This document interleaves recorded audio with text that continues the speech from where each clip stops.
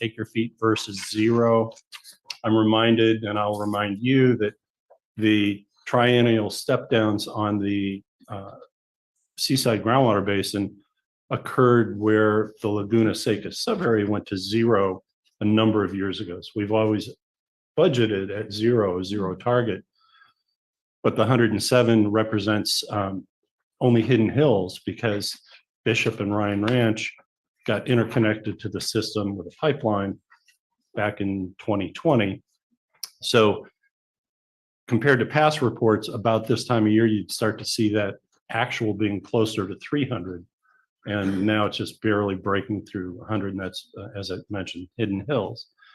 And then the other is the actual off the Carmel River Basin, the 2,453.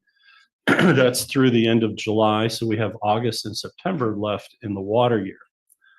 Last water year, August and September, were 562 acre feet. So no guarantee that we're going to be on top of that or above or below. We don't really know. But if we had 2 more months performing like last year, then we would see the Carmel River Basin just over 3,000 acre feet, which would be a good thing because we've been clamoring for getting closer to the 3,300 acre foot water right. So, you know, I think that's a positive indication that CalAm's doing a better job of trying to access the very low cost Carmel River water.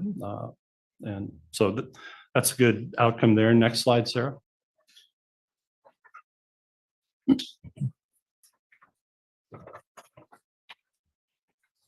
Oh, you did change it. I just didn't notice a change. I blinked.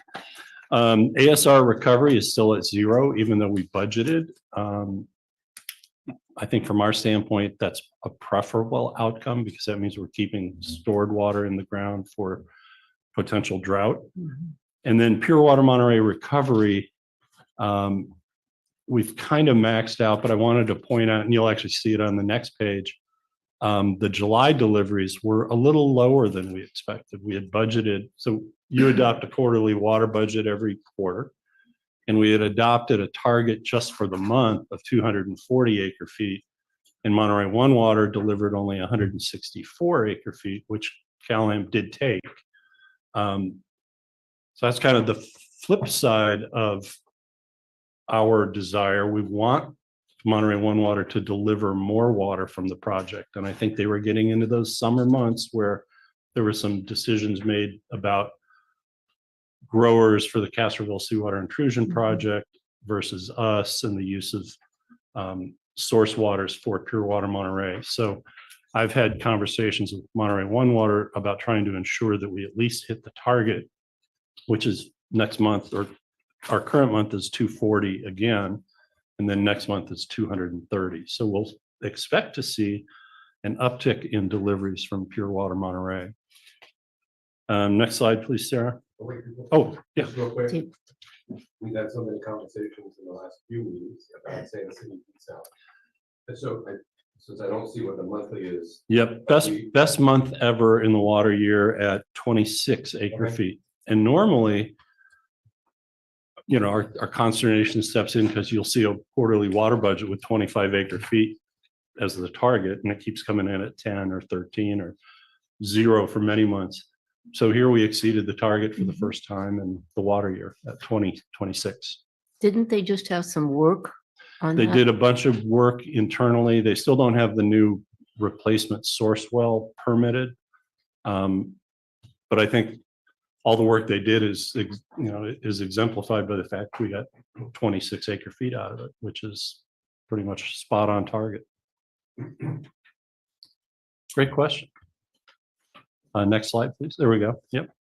So this again is monthly production from all sources for customer service. So this is how much water goes into the system to serve the customer demand. And the only takeaway I will give you here is if you go to the bottom right hand corner, we're still about 200 acre feet better than last year. And so this goes to one of the other comments we had a couple meetings ago, which is it looks like we are still making improvements, that we haven't hit a floor yet on conservation. It's a byproduct of technology, high efficiency clothes washers, of which we're giving one away for the summer splash contest. So those are highly effective, but also price elasticity. So the cost of water has not gone down, and obviously people are finding ways to continue to conserve. Next slide. I'd be surprised if there was rain in July. We haven't, so the world is normal. We finished, assuming we get no more rain in the next 2 months, we finished the year at 24.1 inches, which is 115% of average, long-term average to the state. But 2023, which, we think both years were wet years, 2023 was 35 inches, 35.19. So about 11 inches more. So this is a above average water year. Just short of wet. It would be deemed wet in title if we had 0.6 of an inch more rain. So very close to being a wet year, but just simply not nearly as wet as 2023 was. And then finally, stream flow. The nice takeaway on this is the blue bar is better than the red bar, which means it was a good year for the watershed and it's still flowing. The tributaries have been drying up. Kashawa Creek way the heck up in the far reaches of the watershed, and then all the way down to Potrero Creek by Rancho San Carlos Boulevard. So the streams going into the river drying up. The river itself is showing signs of stress, which goes back to some discussions we've been having about the mitigation program. You remember the mayor brought up during our strategic workshop that, maybe we want to keep fish rescues and, all of our environmental mitigations going, but the river is under stress, even though Cal-Am is meeting its legal limit. So it's not all at the feet of Cal-Am, and the mitigations that were put in place in 1990 to offset Cal-Am pumping, many of which are still needed, aren't directly tied to Cal-Am pumping. So we're going to have to rethink our environmental stewardship role as we begin to get data points like this, that it was a pretty good winter. It was almost a wet year, and you're still seeing the river drying back in July, August. So anyway, something to keep in mind. Question to the chair. Is the pumping by non-Cal-Am actors increasing? It has. It's not perceptibly high, but we've seen pumpers that used to do rangeland putting grapes. We've seen pumpers that may not have a riparian right so that it's really coming from the river, but their upland wells have increased. And so, there's greater stress in the watershed itself. And so when the rains come, they might be replacing water that might have a higher water table, if you think of it that way, due to some grapes and other things that are getting planted. There's always a few illegal diversions, but that's going to be part of the next look, because every October we come to you with an annual forecast, and every May we come to you with what's the state of the storage for the next 17 months, the remaining 5 months in a full year. And all of these go back to how quickly can you fill up the alluvial aquifer in rains, but how much impact are the non-Cal-Am pumpers having, where part of what I said about continuing fish rescues and so forth may be that in balance, the non-Cal-Am pumpers and the Cal-Am pumping at their legal right are still too much pumping. And the State Water Board doesn't really want to go after individual tiny pumpers because it's just very hard to do so. And to determine what, each one of those pumpers' contribution to the overall is. And so these are things that we've been wanting to look at as Cal-Am comes into line with their legal right. But it also means you can't just leave the river and declare victory, that you need a monitoring period to see what you're left with.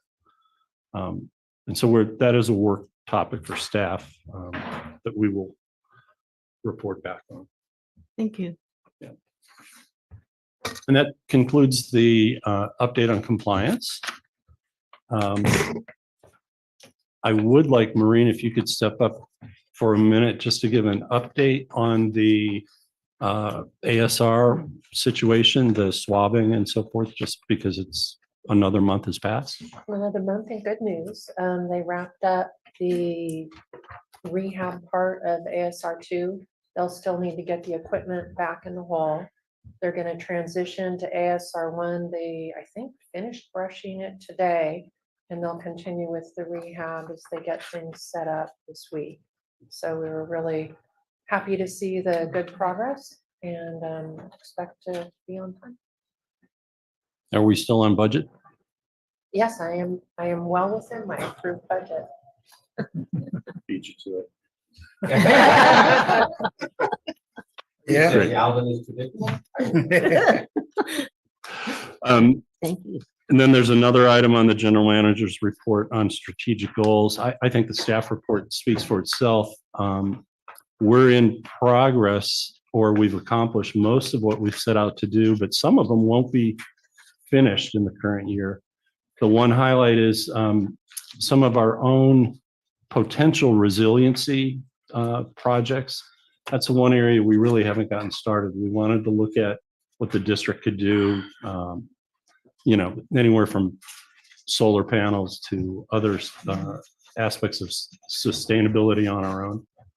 I would say those haven't seen the progress that we want. And then there's one or two other items that haven't seen the progress that we want, but everything else is kind of coming together at the right place in the right timeline. So if you have any questions, I'll be happy to take them. I have a question through the chair.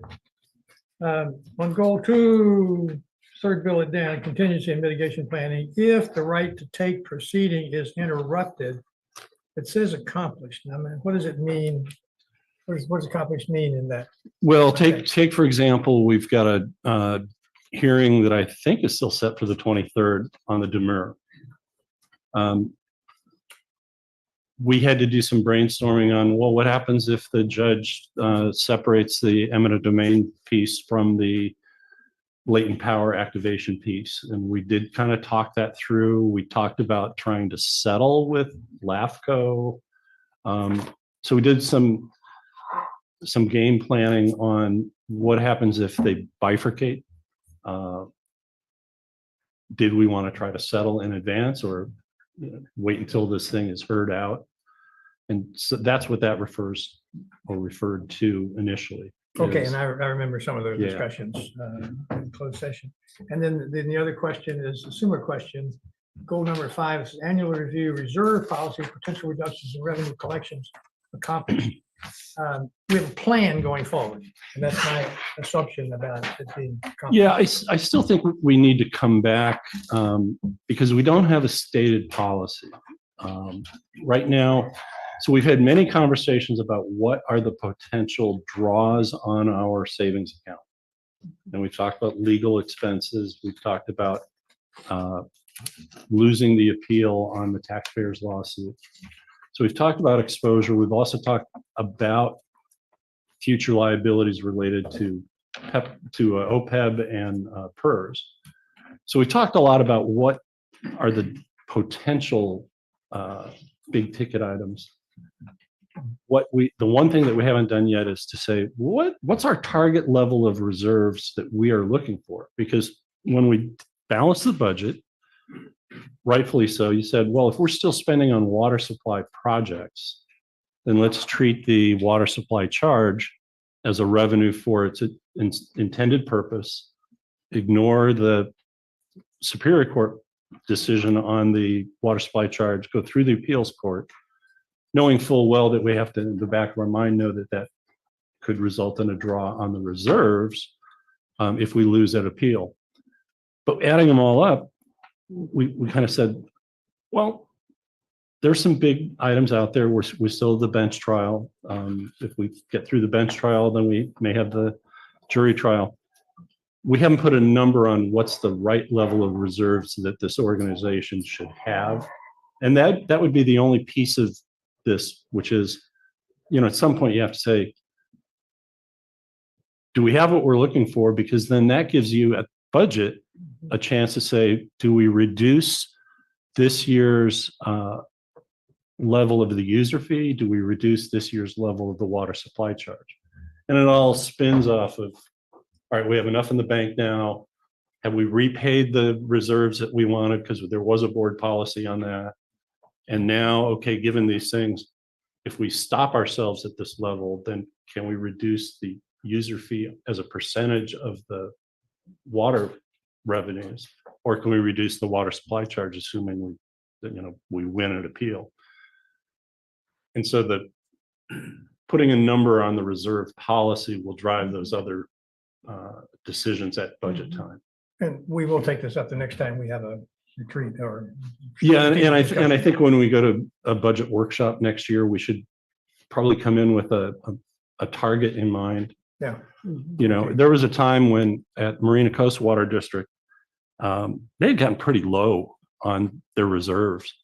And then our previous CFO had come from theirs, and his little piece of pride was when he left, they said, you've kind of padded the savings account, because they had about 26 million in savings. So they had increased it by about 20 million during his short stint. And obviously we kind of took the same tack here. I have a comment through the chair. Thank you.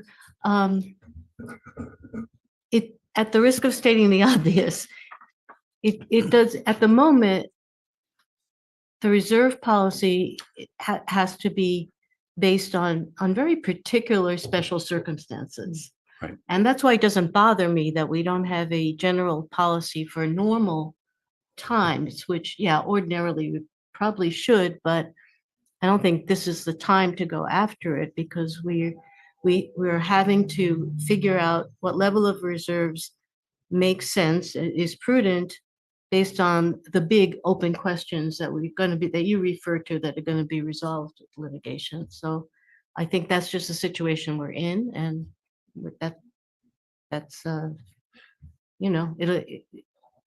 when the time comes, when some of those big questions are answered, then we can have a more generally applicable reserve policy. And I'll be honest with you, it changes. We went through a period where we were building quite a bit of stuff.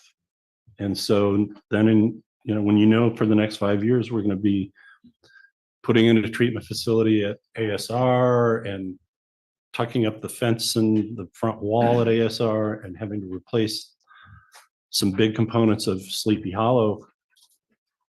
We knew that we had to start building it up then, because we were going to do a lot of pay as you go. We're not in that mode right now, but our things that we're building up for, what if you lose at a bench trial? What if you lose at an appeal? What if the appeal takes another year and now you've got 3 years of collections instead of 2 years of collections, and that kind of thing. So it's not the same question every few years. It's Yes. different. Still, I appreciate your sharing the thought process and where we're at on the question. That's all for me. Okay, any other questions? So are there any comments from the public on the consent calendar? I'm going back one, because I forgot to ask that. Nope. Okay, we've got these two items that the general manager just discussed. Any comments from the public on item 6 or 7? Chair Anderson, I see no raised hands. Thank you. Okay. And So Michael now- is here on the next one. He did prepare a written report, which is in your folder, and then Sarah will post that to the website for the public. Okay. So that's in our folder? It is in your Yes. folder, and I can If you just go wanna through and just- yeah, quickly sure. summarize as well. This is a Absolutely. report that's similar to what was presented last month. There are highlighted sections, which are what the new material, as we know with lawsuits, they don't develop quickly. So I don't want to waste your time by regurgitating a lot of what we went over last month and what's also written on the page.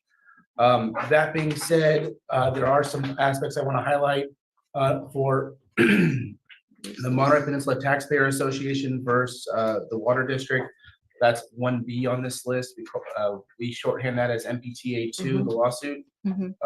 That's case number 21CV003066. That one is the one that's been appealed to the appellate court. Minor update on that is just that we are anticipating justices to be assigned to that case within the week. We have not heard who will be assigned to that yet, but we expect that to be coming shortly. For MPTA 5, this is case number 24CV002642. That action has been served upon the district, but there's a trial court did sign an order to stay this the case pending the appeal. So there's going to be no action or no further update until after MPTA 2 is resolved. For the next one, number 2, the district versus Cal-Am. This is for the district's pursuit of the public's ownership of the Cal-Am water system. The only thing of note, it's nothing new, but we do have that second hearing on the demur scheduled for this Friday, August 23rd at 8:30 in the morning. That's in Department 13, 1200 Aguajito Road in Monterey. For number 3, this is the Water District versus LAFCO. The matter is now on appeal before the 6th District Court. Briefing schedules and any dates for oral argument have not yet been set, but when it is, we will make sure to let you know. For the City of Marina versus the Water District and the Coastal Commission, or the City of Marina and the Water District versus the Coastal Commission, the Coastal Commission has prepared and lodged that administrative record with the Superior Court, and our opening briefs were due on July 17th, and the opposition briefs will be due in late August. And reply briefs will be due 30 days after that. And a hearing on the merits is anticipated for November this year. When we get those dates, we'll be sure to update you on that as well. Regarding matters pending before the CPUC, item A.21-11-024, this is the Cal-Am amended water purchase agreement. There has been an order extending the statutory deadline to December 31st of this year. That was published on July 16th. And district staff and council have set several ex parte meetings with the CPUC commissioners to ensure that they have up-to-date information. The last one that I want to update you on, this is a new case. This is number 7 in the file. This is Sierra Club versus Monterey Peninsula Water Management District. I say new, it's an old case, that's a new case. This is a case number M108149/M66343. It was consolidated for trial and appealed under H037286. We received notification in late July from the Sierra Club that their attorney is going to be reactivating a claim for attorney's fees in that lawsuit. We haven't been served with anything, but that's something that is going to be up on the radar. The underlying dispute centers on the eco resort in Seaside, but there's no action needed at this time from the board. So I just want to make sure you're apprised of that. That's very fast, very high level, but we do have the written report as well, and we can provide more detail if needed. Thank you. Through the chair. Yes. Thank you. Friday's going to be interesting for more reasons than you think or even know about. So The Oracle has spoken. because my jury is judged by ARDA and Yeah. they're coming back on that day. to They're coming deliberate- back, oh, really? So, to deliberate, and they are very active and they ask a lot of questions. So, and I've been watching it happen today. So just know that things could be stopped while my case is called.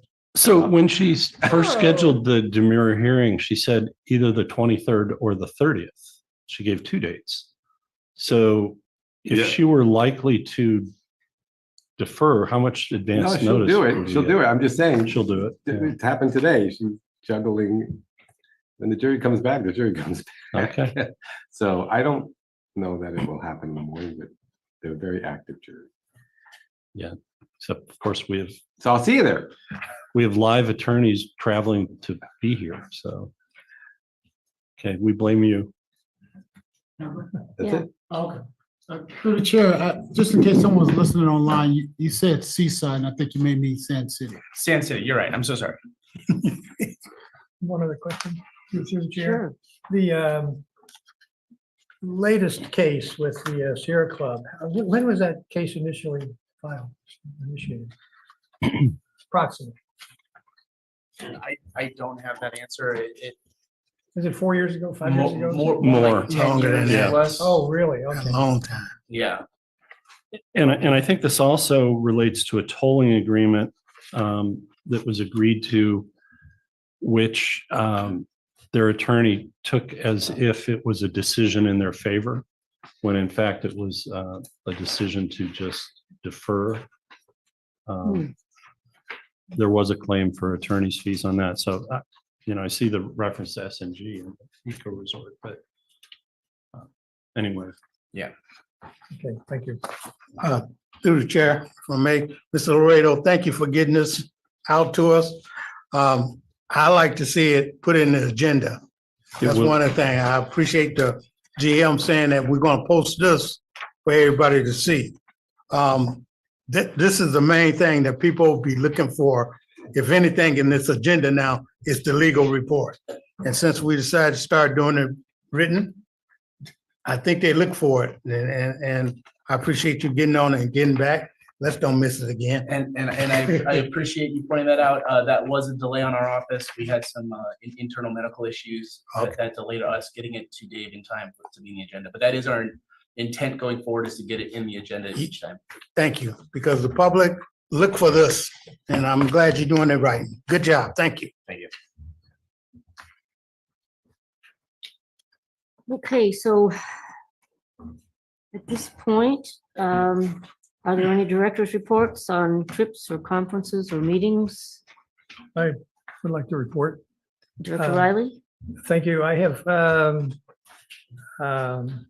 I'll speak with other people. I'll speak on this briefly, but other people on this board were at the meeting and including Dave, so they can clarify. But what's happening with the water master is that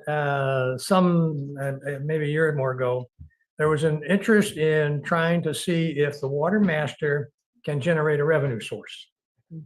And it didn't have one. It only had access to the pumpers, and the only way to raise money is you charge the pumpers. Question is are there other options available for water master structures? So the attorney did some research. Yes, there are other options. Yes, there are more revenue sources than what exists with this existing court order. And so there were three options being presented by the attorneys. One is to seek court authority for an expanded authorization to generate a revenue source. The second option was to generate an agreement among the water master participants right now and see if the memorandum of understanding could be generated for the same thing.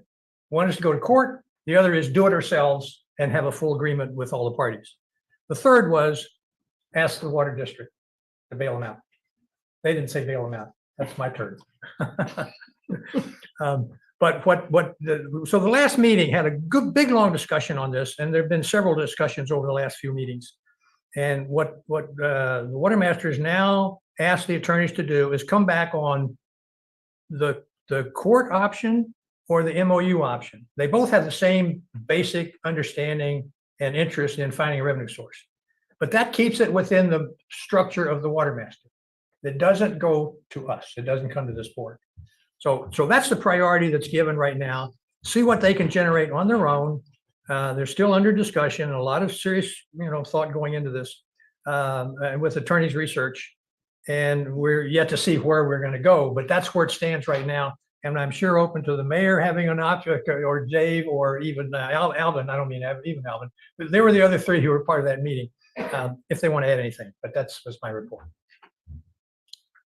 No, with that meeting, I appreciate the general manager being there, because we have asked him, or I have asked him, to tell us about the Seaside Basin. Give us what the district thoughts on the Seaside Basin is, and it's not on this agenda, but I hope it become on a future agenda, because we need to know what's the health of the Seaside Basin, since we are the management. So since we're a management agency, let's find out what it is and see, can we help out the water master? With Yeah, and I that, think if I can comment on that. So at the meeting, the mayor made a very good point of, like, people were talking about doing a PowerPoint presentation to different committees, and his point was, we're not even sure what path we're on yet. And what path refers to is there's kind of three issues going around: the term leakage, the term protective water levels, and then the term in lieu recharge, or the payback. And all three of those are slightly different variations of a similar set of things that we need to do, which is say, have we modeled the system, and these are the locked in modeling results, or are there additional modeling results we need? There was some discussion on the leakage issue during the Water Master TAC last Wednesday. So we will bring this as a discussion item to our Water Supply Planning Committee meeting the first week of September. And then we'll try to summarize what was talked about at the board meeting in September. So I think that'll get you what you're looking for. Any other comments, questions? Couple for George. The MOU route, that one of the three alternatives, would that have to be approved by the court? The way I understand it, if we agree, if the MOU has full agreement by all the participants, then I think we can go forward on their own. Now, I'm not sure if it needs to go back to court to confirm or affirm, that, I'm not sure. That allows a potential veto by any one member. Yes. Going to court requires a majority vote in order to go to court. I So see. that's the dynamic between the two of them. Thank you. And in this process of looking for alternatives, did the lawyers actually identify any potential funding sources? Like public, state They're or not, federal? well, I don't think precisely they did that. They identified several other water master structures that have been ordered by the state or ordered by courts. And they have some revenue options within them. And we've asked them to go back and find out more about those options and how it might apply to us. So yes, there are some revenue sources identified in others, but that they weren't brought forward as any kind of an analysis or recommendation. Not there yet. Not there yet, Okay. which is consistent with the mayor's comment about we're not ready for prime time yet. Thank you. Thank you. Any other reports from? just a quick thank you to the staff about the contest that we just completed. It was good advertisement on it. I don't know how many people participate, but I'll participate in it. But I hope at our next meeting, we have an after action report on that. But I believe the advertisement was great on that. Every paper I looked in, Pine Cone and Coast Weekly, the contest was there.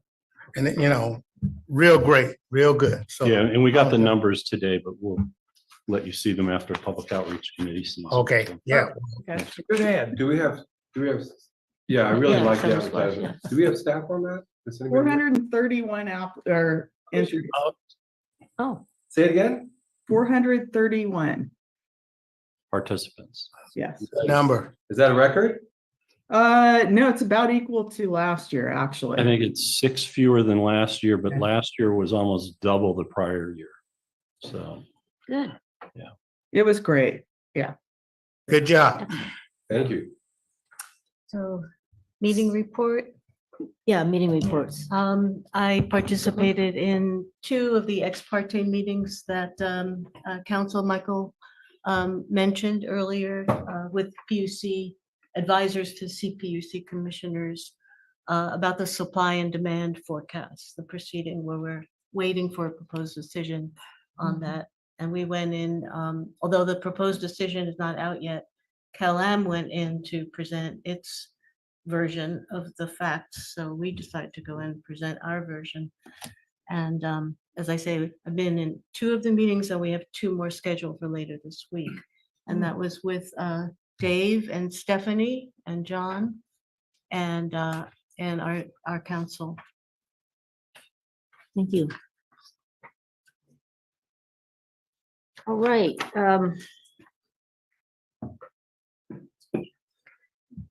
Public hearing.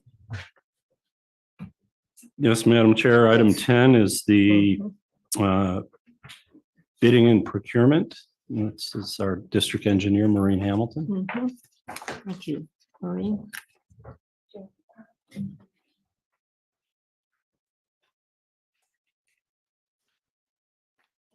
Give the lead-in reading from my notes. I'm here to ask the board to consider the first reading of ordinance number 195, adding rule 19.9 to provide informal bidding procedures under the Uniform Public Construction Cost Accounting Act. I'm just gonna call it the act.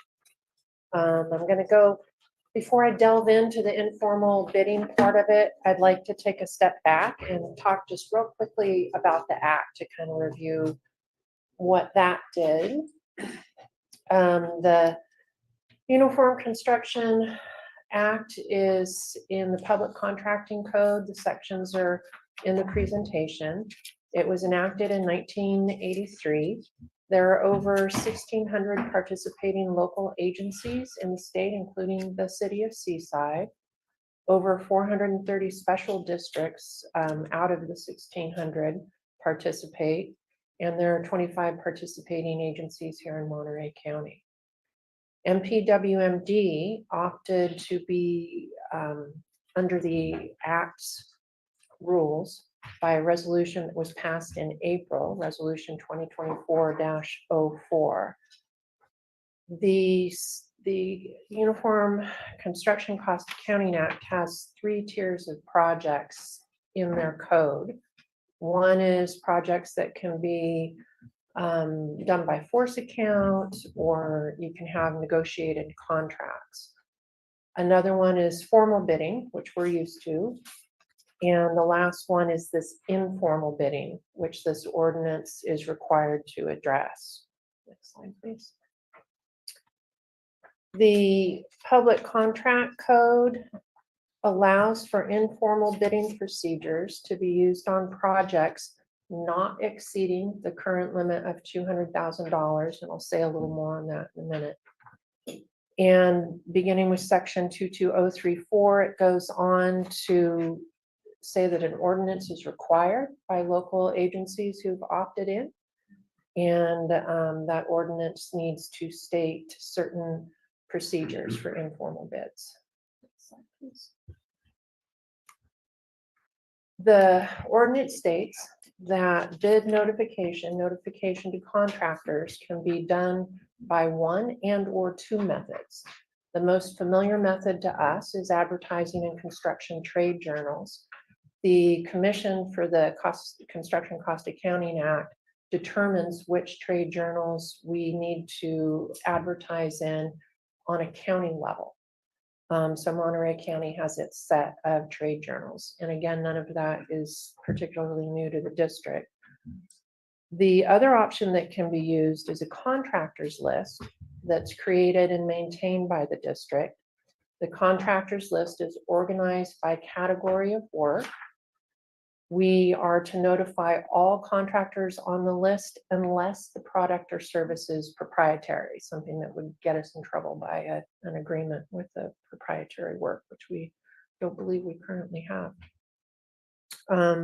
Notice to the contractors has to be mailed, and we can email, so that'll be really fast and probably works better for everyone, at least 10 days, 10 calendar days in advance of the bid due date.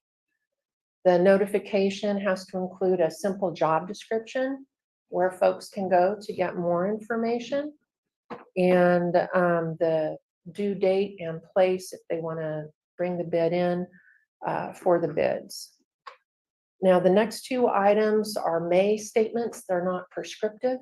It's letting the board know that you may delegate the authority to award informally bid contracts. It also says if those bids come in just above that limit of $200,000 up to $212,500, the board can by 4/5 vote, go ahead and award that contract if you should choose to do that. So the only real new thing here is the contractors list. And in order to find out more about that, I pulled some information from the Public Construction Cost Accounting Act policy manual. And that policy manual was also incorporated in the April ordinance that was adopted by the board. Next slide, please, Sarah. I think we're one ahead. So the list gets created by the district placing an advertisement in the trade journals. And that advertisement invites contractors to submit required information to be on our qualified bidders list. And the commission has defined qualified bidders as licensed bidders. So they need to have a contractor's license. The contractors need to respond with their license information, contact information, and the type of work they're interested in. If they respond with that information, they go on our list. Additions to that list can be made anytime. So if somebody's just coming into business, or if somebody maybe missed the period of time we advertise for contractors and they see a bid of ours, they can say, hey, can I be on your contractors list? And we can go ahead and add them if they provide the required information. The contractors list is updated at least annually. And what that means is we place an advertisement in those trade journals, and the trade journals are detailed in the staff note. There's 4 of them. We place that advertisement every year. So we cast a wide geographic net. The advertisements for bids stay in the journal until the bid due date. I'm not quite sure how long they stay for the invitation to join the list, but I'm confident we have some say in that. So we have a longer time frame, frequent time frame, and a bigger area where we're gathering folks who we can email, which is very convenient for busy contractors, and they're all very busy now. So to kind of summarize, the board opted to join the CUP-CCAA in April as a part of joining the act for this kind of a new concept of informal bidding. They require the local agency to create an ordinance. That ordinance is presented in your board packet. And the ordinance states that we're going to notify contractors that there are bids available either by posting in trade journals and or creating this list of qualified bidders and emailing them. We provide a job description, the bid opening due date, and there was one other thing that I'm blanking on right now. And it gives the board some latitude because the ordinance required by the public contracting code has to cover the entire state. Next slide, please, Sarah. So staff is requesting that the board approve the first reading of ordinance 195, adding rule 19.9 to provide informal bidding procedures under the Uniform Public Construction Cost Accounting Act. And I'd be happy to take any questions. Thank you. Thank you, Chair. How long has this been happening? This is the first time after my close to 20 years on this board hearing something like this. So how long why are we just picking this up now? The board opted into the act in April. And frankly, with the rehab, I couldn't get the ordinance and all that through legal until this month. And Okay, but what I'm trying to ask is, we just bringing it on, but this has been in action for what, 15, 20 years? Well, 1983, which 19 feels like 15 years ago, but was longer, and I think our wonderful Right, CFO and for that. how come we just doing an ordinance on it now? Yeah, I'll just say, this is we- part of, sorry. Good evening, Chair, members of the board. This is part of operationalizing the new investment policy that the staff developed in April. And one part of that policy was how do we deal with construction projects? So we're dealing with journal service projects, professional service projects, and construction service. And this is operationalizing that part. So, Okay, this won't get us going out and asking for the 3 bids or whatever. Is this gonna let us pick somebody without going through the 3 bids or? I think so. So there's a trade-off between efficiency and control. And according to this, the Coupa guidelines, if a project costs more, there are more controls in place. And so you need to go through a formal bidding process. But if it's below a certain threshold, then it's what's called informal bidding. And for that to happen, we need to have this ordinance in place. And if it's below 60,000, then I think it's not even informal, right? It's forced account or negotiated. Right, negotiated contract. So negotiated contract, informal and formal. And for this middle informal piece, we need to have an ordinance in place, and that would operationalize what we said we're going to do in the investment policy. Okay. Not the investment policy, but the purchasing policy. The purchasing policy. Investment policy is my next item. Okay, well, thank you, bringing it up, keeping us honest. Thank you. Question, so I'm just looking at the principle here, a little bit on Alvin's angle. Is this a protective issue, a defensive issue, or a best management practice quality? I mean, what's the reason for doing this? It's a best management policy. I think most public jurisdictions have adopted this policy. And, for smaller projects, it's hard for us to get formal bids. And so this is kind of trying to balance that trade-off. So I would just say definitely best practice. Thank you. Is this something that most of the special districts in our area are doing? From an earlier slide, it looked like five special districts, or? There are 430 special districts participating in the state. There are 25 local agencies. 25 local participating in agencies. the Yeah, so most of the cities and special districts that I know of, and there's a huge list on the website, the Coupa website, you'll see a pretty long list of public jurisdictions that are part of this policy. Yes. Director Eisenhower, do I'm sorry. you have a question? Yes, George, are you done? Yes, I'm done. Thank you. So I've just a comment and then a question, just to follow up on both George and Alvin's comments. So the legislature had a declaration in connection with this Uniform Act that maybe is worth reading. It's only a couple sentences long, and it's the legislature's way of saying, why this is a important act, a uniform act, and it might give a little bit of clarity. And by the way, to round out my preamble, this is consistent with what you were talking about when we were bringing this up back in April. I remember that. So, and your experience with that in other agencies, I think. So it says, the legislature finds, this is section 22,001 of the Public Contracts Code, or statute in the whole scheme.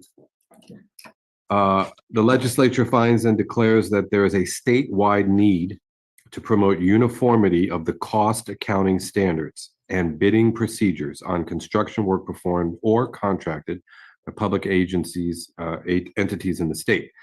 This chapter, meaning the Uniform Act, provides for the development of cost accounting standards and an alternative method for the bidding of public works projects by public entities. And we're talking about that alternative method when we're talking about Informal. enacting the ordinance, as I understand it. My question, though, is I didn't see anything in the act that defined an emergency, because I want us, there are definitions in the act, but not for an emergency. And I just want us to be, maybe this is a question for district council, because once we adopt this and once it's an ordinance, we have to work within it. Yes. Our investment policy speaks to emergency procurement, and I think it gives the general manager latitude if it's above 25,000 to execute a project if it's life-threatening or if it's needed for emergency reasons, and then come back to the board at the next available meeting. And I remember that. But it's a legal question I don't know the answer to. There's also a clause, I believe, in the act that excludes. It does, but it doesn't, and you've included it, by the way, and yeah, it's great. But it doesn't define what an emergency is, and I'm not convinced that we get to define it for ourselves as opposed to the state, once we go under the Uniform Act. So, and I'm a little concerned about that. Sorry, I'll take my lawyer hat off, but while it's on, I'm concerned. And I don't want us to assume, you may be 100% right, by the way. But I don't want to assume that we get the luxury of defining what an emergency is as opposed to the state. Once we opt in on the ordinance, I'd like to know that ahead of time. But I otherwise think it's a good idea. There's, like you say, there's a statute that exempts emergencies without defining it. And it doesn't make it clear to me who gets to define it, the state or the public agency. So can we, is So, that, yeah, I is that think as something a- to ask district council to? Yeah, and I don't know if we need an answer now, but, this is a first read. And so we can get clarity before the. Oh, yeah, adoption. I'm not saying we should stop the read. I'm just saying, And that's exactly right. I'll certainly dig into that. I know that we do have it defined within our purchasing policy. And I believe that when we defined it in our purchasing policy, we tied it to the public contracting code as well. But I don't want to give you an answer shooting from the hip. I'll dig into it, make sure we have that answer out and written for you right, for the next meeting. that'd be great, because I remember we had a policy, I remember we defined it. And now that I'm reading this presentation, I'm not sure if that's our call to define it. That might be, Right. that Yeah. might be the state's. And I just don't Yeah. know. So, oh, no, I'm done. I'll wait till you're done. I'm done. Our general counsel is not saying the body doesn't determine our emergencies. Is that what you're saying? I mean, that's what I'm saying. I don't know how far we need to look. I'm just showing, I'm pushing that to you because each body defines its emergency. You can't make it up.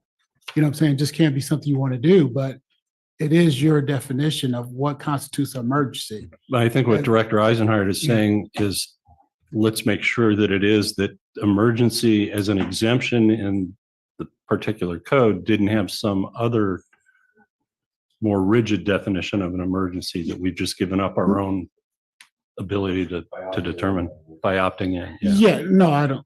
I agree with looking at it, but I'm just, okay. Yeah. Silly. Noted, thank you. Prudent. But I don't, is there any reason why that should slow down the first read? No, No. No, but good question for, Yeah, that's a good that's why there are two readings. Mhm. I have a thought That's why that you're might public. answer that question, but obviously we'll get a formal response next time. But in my opinion, opting in actually gives us more flexibility if there is an emergency. And if it's less than a $60,000 construction item, then we could just do it. Sure. So in that sense, we might be better off to respond to that emergency. With this. If it's right, but if it's a plus $200,000 Yeah. emergency, now we got to figure out, do we get to define that or did the state define it for us? That's all. Yes. I just don't That's a know. good question. And we'll come back with a more specific answer Yeah. on that. Okay, thank you for that. Public comment? Chair Anderson, I see no raised hands. Thank you. Move approval. I'll First reading. I'll second it. Just quickly on the second, to the CFO and to our engineer, I appreciate this, what you're doing. Bring us up with the times and make sure we're doing things proper because we're being looked at. So, you can keep coming. If you find something we haven't done. Thank you. Thank you. All right, do we have a vote? We don't vote, do we? Yeah. Yeah, you gotta Yeah, vote. adopt it. Yeah, we have a First motion reading. and a The second. first reading. Yeah, You need to call the vote. Did you have a first and second? Oh, yeah. Yeah, we First have from a Director first Riley yeah. and a So, second from Director yeah. Edwards. all those in favor? No, I think a roll call for ordinance. Is that correct? or not? Yes, a roll call for ordinance, please. Okay. Oh, Director Willoughby, Director Adams, absent. Director Eisenhart, Aye. Director Paul, Yes. Director Edwards, Yes, Vice Chair Riley, Aye. Chair Anderson. Yes. Motion passes 6 ayes and 1 absent. second reading 30 days from now or Yeah, Okay. well, longer, next board meeting. next morning, okay. And by the way, at the outset, I should have pointed out that Supervisor Adams did call me to say she wouldn't be able to attend because she's beginning travel tomorrow morning, crack of dawn. So Too late, apologize, I forgot. too late, too late means start. Okay, the second issue is Yeah, I can jump adoption of ahead the for you. urgency ordinance. Yes, and this is water demand related, and Stephanie Locke will present. Okay, Thank you, Madam Chair. So this is the consideration of an emergency ordinance number 196. Last year in August, the board adopted urgency ordinance number 193 to clarify when fixtures in a second bathroom are removed to add water fixtures elsewhere, that a dwelling unit no longer qualifies for the second bathroom protocol. And I'm going to explain all this in my presentation. Staff intended to codify the amendment made by that ordinance last year, and that didn't happen. And so that necessitates the need to adopt another urgency ordinance to keep the amendment in place until it can be codified later this year. So let's go ahead and start our presentation, please. So the second bathroom protocol, and I'm sure you probably remember this, but back in 2001, we adopted a rule that allowed somebody that had less than 2 bathrooms in their older house to add a second bathroom for convenience only. And that was a CEQA finding, that the second bathroom was for convenience only. By allowing this, we do not debit an allocation or an entitlement. So we do not think that there's any water demand or any new capacity associated with a second bathroom. A home is restricted to 2 bathrooms unless that second bathroom is fully permitted with water accounted for in a jurisdiction's allocation or entitlement. Next. So in 2023, we found a loophole, which sometimes we do. And we found that there was the potential to actually take out fixtures from an old second bathroom that created the ability to add fixtures such as to create an ADU, an accessory dwelling unit, or to create other fixtures where there was an actual intensification of use. So we came to the board and said that there's this potential to add fixtures back using the second bathroom protocol. And the board, this is very important because there was a CEQA finding that said the second bathroom is for convenience only and does not impact water use. So the ordinance that we adopted last year and we're proposing this year clarifies that you can't take out fixtures from a second bathroom and then come back and ask for those fixtures back. Next. So tonight we're asking you to adopt an urgency ordinance again to maintain our CEQA compliance until we get an amendment to Rule 24. This will happen during 24 or early next year. An urgency ordinance requires that 5 members of the board approve it. It becomes effective immediately and lasts for 1 year. And within the next year, we will adopt an ordinance that will completely fix this problem. So tonight we're recommending that you adopt the ordinance with urgency. Thank you. thank you. Directors, are there any questions? Yeah. So to make this permanent, is it gonna cost us money? No, Oh, okay, so it can be done, right? yeah. There's And no money involved and, okay, Melvin, I knew you were going to be the one to ask this question. oh, yeah, So there will because we be, should have had it done.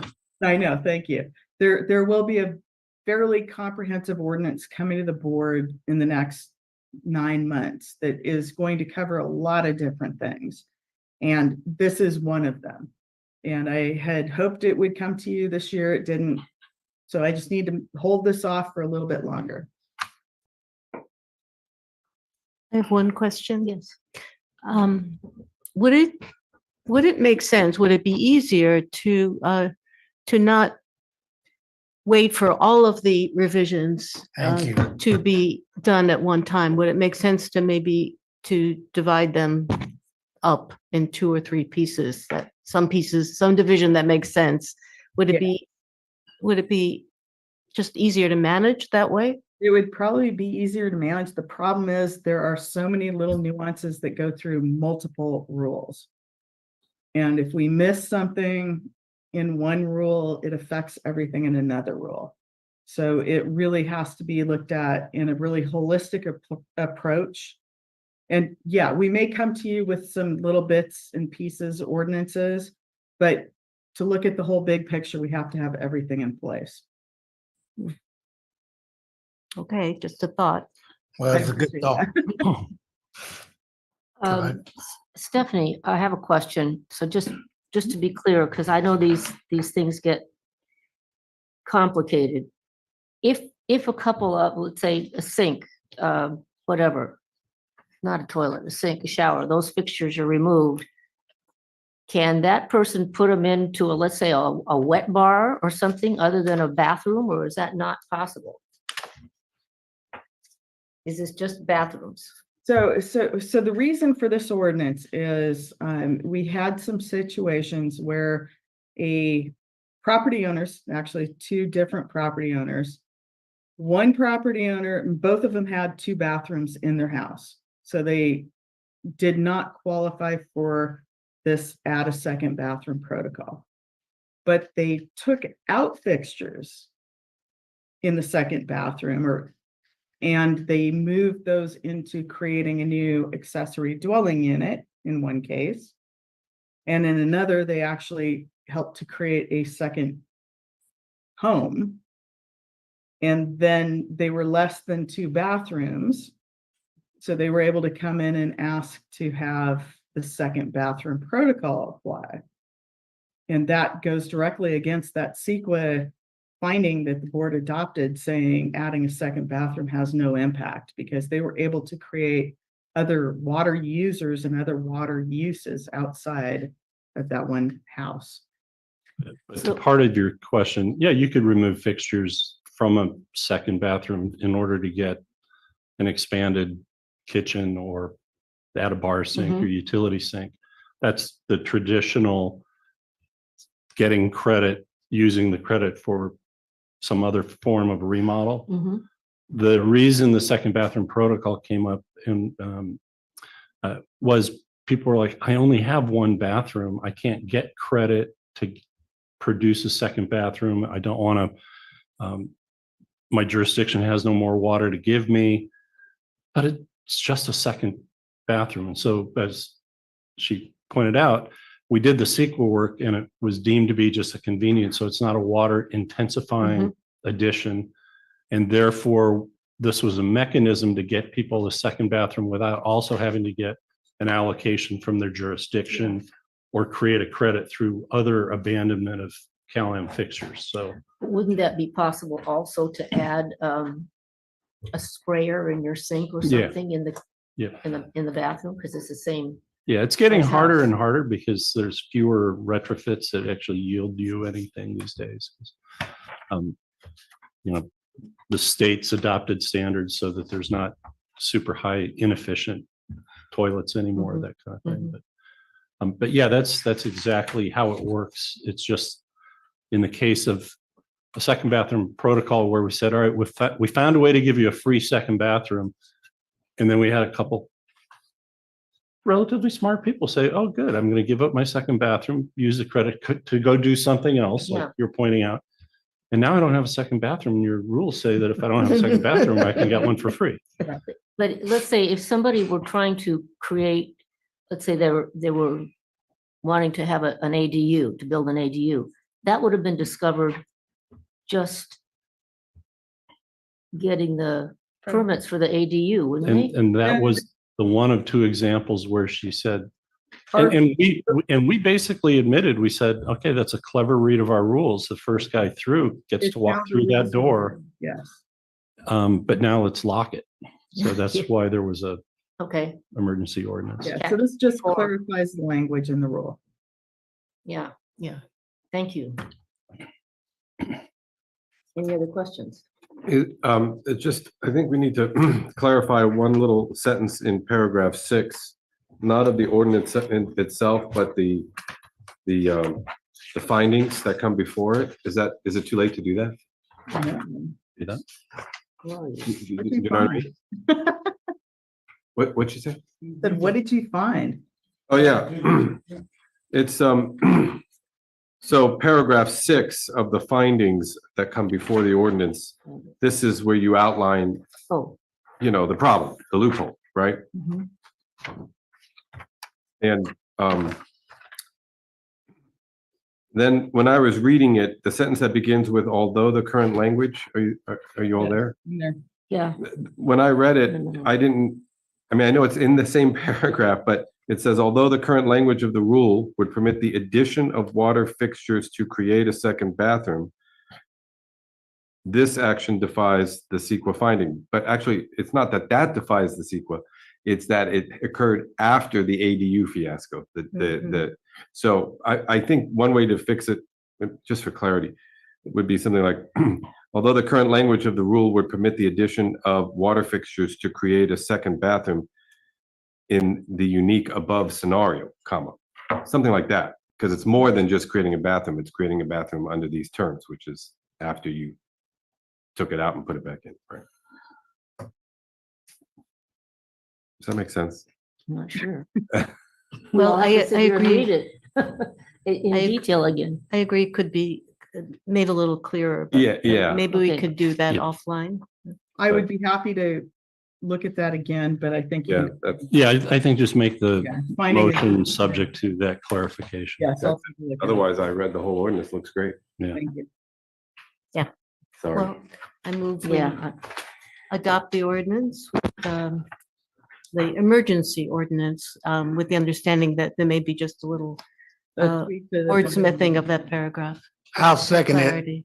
I'll second it. Just quickly on the second, I hope you're really serious to think about how you're gonna bring this to water demand or whoever gets it. Because I believe this should be chopped up, so we don't get it all at one time. If you plan on doing it all at one time, I hope you plan on just having a meeting on that. There will be. Whatever. That's right, because you're asking for too much. I remember this back in 2001. That was a 4-3 vote, because some people, they want this to happen. So, Oh, the original protocol. yes, Yeah. yes. So we need to move it forward, and thank you for bringing it forward. And I hope this is the last emergency ordinance that we get on this one, Alvin, did you say 2001? 2001. That's when the second bathroom protocol was brought up. And you And have and that he has memory of it. institutional memory of Oh, the yeah, 4-3 because vote? it was a 4-3 board then. And 3 of them tried to talk that fourth one in, not doing it. That's right. That's You were talking impressive. about paper water back then. I need a little gray matter. I think so. Alvin takes his ginseng. All right, good for you. Okay, so we Roll call. have a vote? first and a second, a roll call vote. Madam Public Chair, comment? Yes, of Public course, I'm comment. sorry. Public comment, Chair. Public. You didn't go to. Oh. public comment. Any public comment? I see no raised hands. Some of us were here in 2001. Recall us to the. Yeah. Right out. All right, so now we can have a vote. Director Oglesby, Aye. Director Eisenhart, Aye. Director Paul, Yes, Director Edwards. Yes, Vice Chair Riley, Aye. Chair Anderson. Yes, The ordinance is adopted, 6 ayes and 1 absent.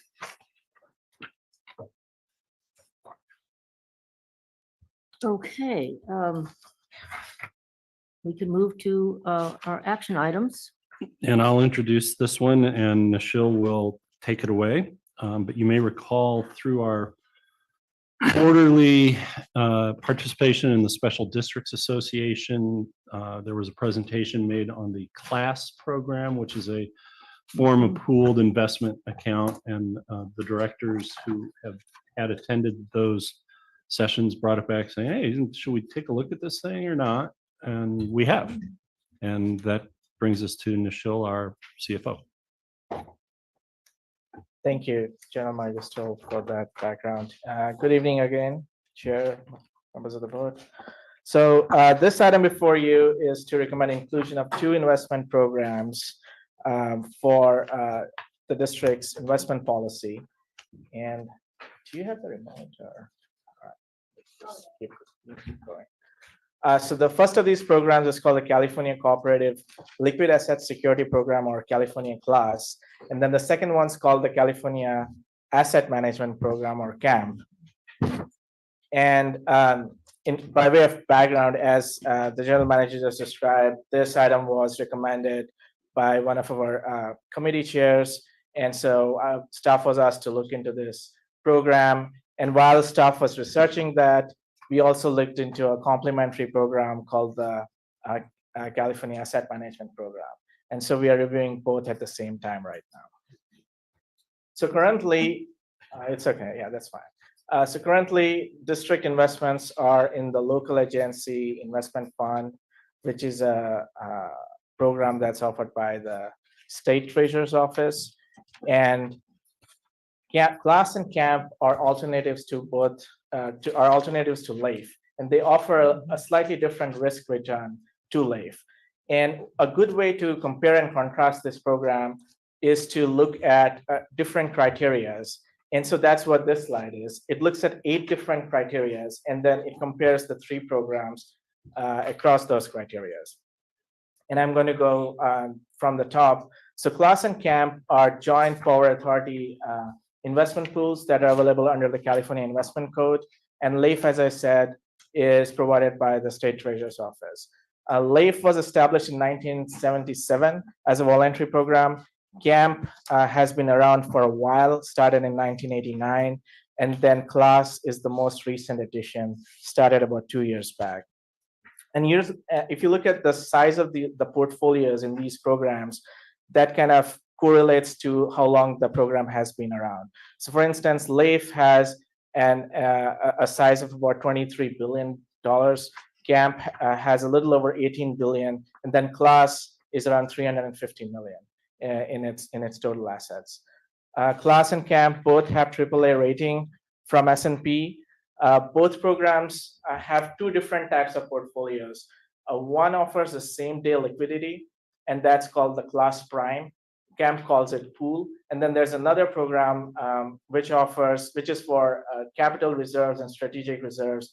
Doesn't offer same day liquidity, but offers slightly higher returns. And so that for CLASS calls it Enhanced Cash, and CAMP calls it Term. And if you look at the row under yield, you'll see that both CLASS and CAMP are at 5.4%, which is about 1% higher than what LAIF is offering right now, 4.36%. There's no minimum or maximum investment that's needed for CLASS and CAMP programs that offer same-day liquidity. However, for CAMP Term, there's a minimum of 1 million that's required to participate in that program. And both CLASS and CAMP have fees of about 10 basis points, but the yields that you see here are net of those fees already. So 5.4% already includes the 10 basis points that is being charged. So this slide, maybe it's a little hard to read, but it looks at the different portfolio compositions. So it provides a glimpse of what's in the portfolios for LAIF, CAMP, and CLASS. So if you look at the first pie chart on the top, you'll see that the biggest percentage of the LAIF portfolio is U.S. Treasuries, followed by government agencies. And these government agencies could be like Freddie Mac, Fannie Mae, Ginnie Mae, those kinds of agencies. And for CAMP, you'll see repurchase agreements are about 1/3 of the portfolio, followed by bank CDs, and then commercial paper. And then class similarly has asset-backed securities, bank CDs, and commercial papers. So different risk return considerations. And again, these portfolios are all AAA rated. So these credit instruments that you see here have to have, they are of the highest credit quality. Also, if you may notice, these portfolios are fixed income portfolios. There are no stocks here because stocks are considered to be too volatile. So treasury investments can't be invested in stocks. That's just a local state investment code. And the reason being, we don't want to be in a situation where the stock market goes down and then we don't have enough money to pay our vendors or do our payroll. So these are all fixed income portfolios with the highest credit rating. And on this chart, just one caution, the colors are not the same investment in each. Notice Um, that. Yeah. Yeah, thank you. Thanks for pointing that out because we copied and pasted these charts from different sources. So the colors don't match. Now this slide is more of an explanation than anything else, because if anyone has the question, how come class and camp are offering higher yields when compared to LAIF? And so this slide kind of answers that. This shows the yield curve, which is the relationship between interest rates and bond maturities. So usually instruments that have higher risk offer higher return, but both these investment pools are AAA rated. So how come they're offering 5.4% and LAIF is offering 4.36? And the answer is the yield curve. So if you look at bond maturities about 1 year out, you'll see that the interest rate for bond maturities at a 1 year out is around 4.4%. And that's where LAIF is. So the weighted average maturity for LAIF credit instruments is around 230 days, a little less than 1 year. And that follows the yield curve that you're seeing here. And then class has a weighted average maturity of about 60 days. And that's, you'll see that's around 5.4%. And then camp has 35 days, which is even higher.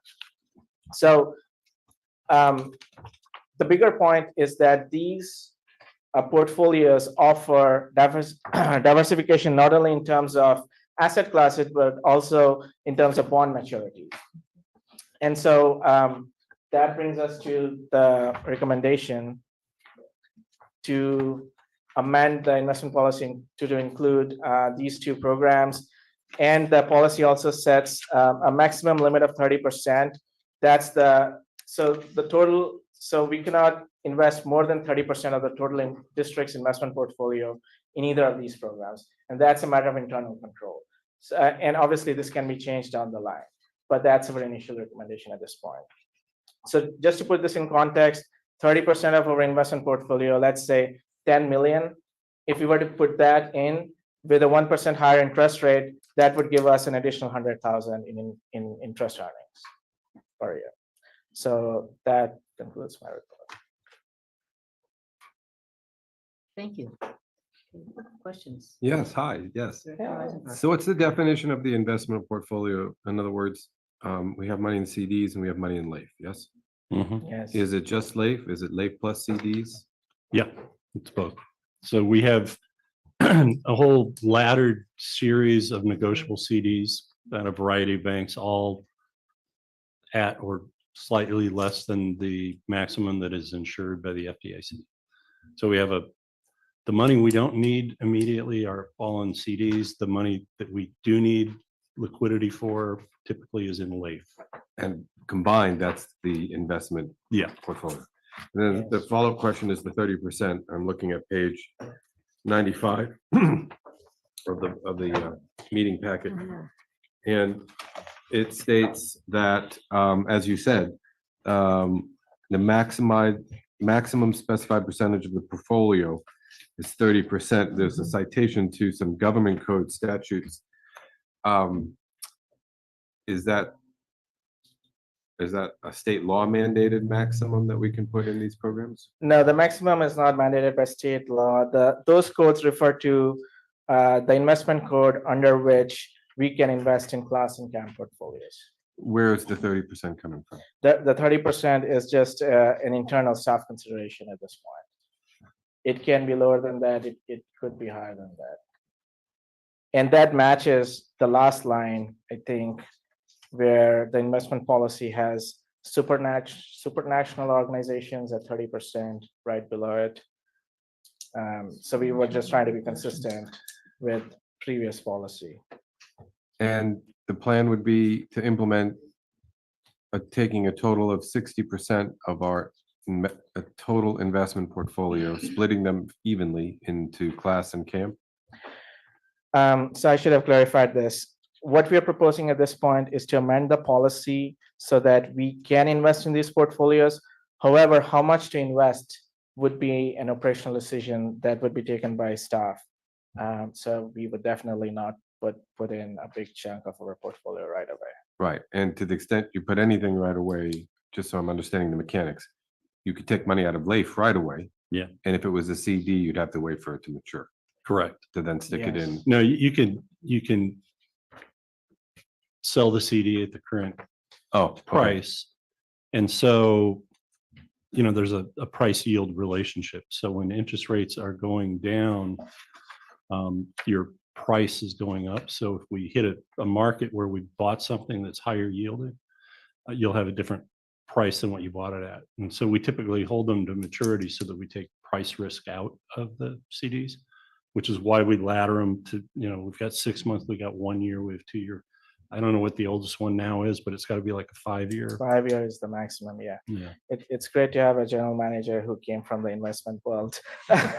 Totally understand. Yeah, but I came from the investment world when the yield curve didn't look like the one he showed you. Right, That's right. what's called an inverted yield curve. And, Well- it's supposed to go like from your direction, 0, always rising. That's why your 30-year treasuries were always the highest yielding And thing. then they're coming down. And now Now it's like, the opposite. Right. yeah. So that answers all my questions. And just by way of comment, given the size of our investment portfolio, I think this is overdue. I'm very excited about it. Yeah, I'll be honest, I was actually surprised because that 1%, Mhm. that's worth chasing.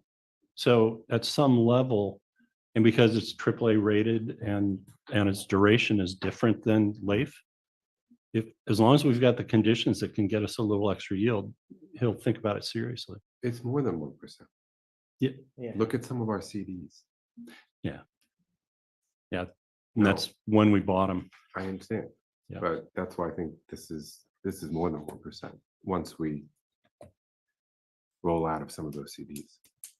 Yes, that's a good point. And to general manager's point earlier, if we take the CD out before they mature, there are unrealized losses that would happen, and we try to avoid that price risk. That's what was being referred to. Thank you. That's excellent. So with this, are we planning on making some moves? You wouldn't be bringing it to me unless you planning on it, or unless you just wanted to talk. And you are so funny. Well, I appreciate the way you put it. We will be making changes. Okay, we will be doing some changes. Yes, Yeah, and we look at our cash flow needs and we will make some changes, and you'll see that in the treasurer's report in the coming months. Okay, just tell the board we're making the changes and when the moves are in, so the board can look at it and the public can look at it and track you. Okay, thank you. But no, I agree with all of that, but I'm not part of someone rush you to make a move, because if they're the wrong moves, I'm gonna be part of asking you why you made those moves. So you have to be as prudent, as fiscally sound as you guys deem to be.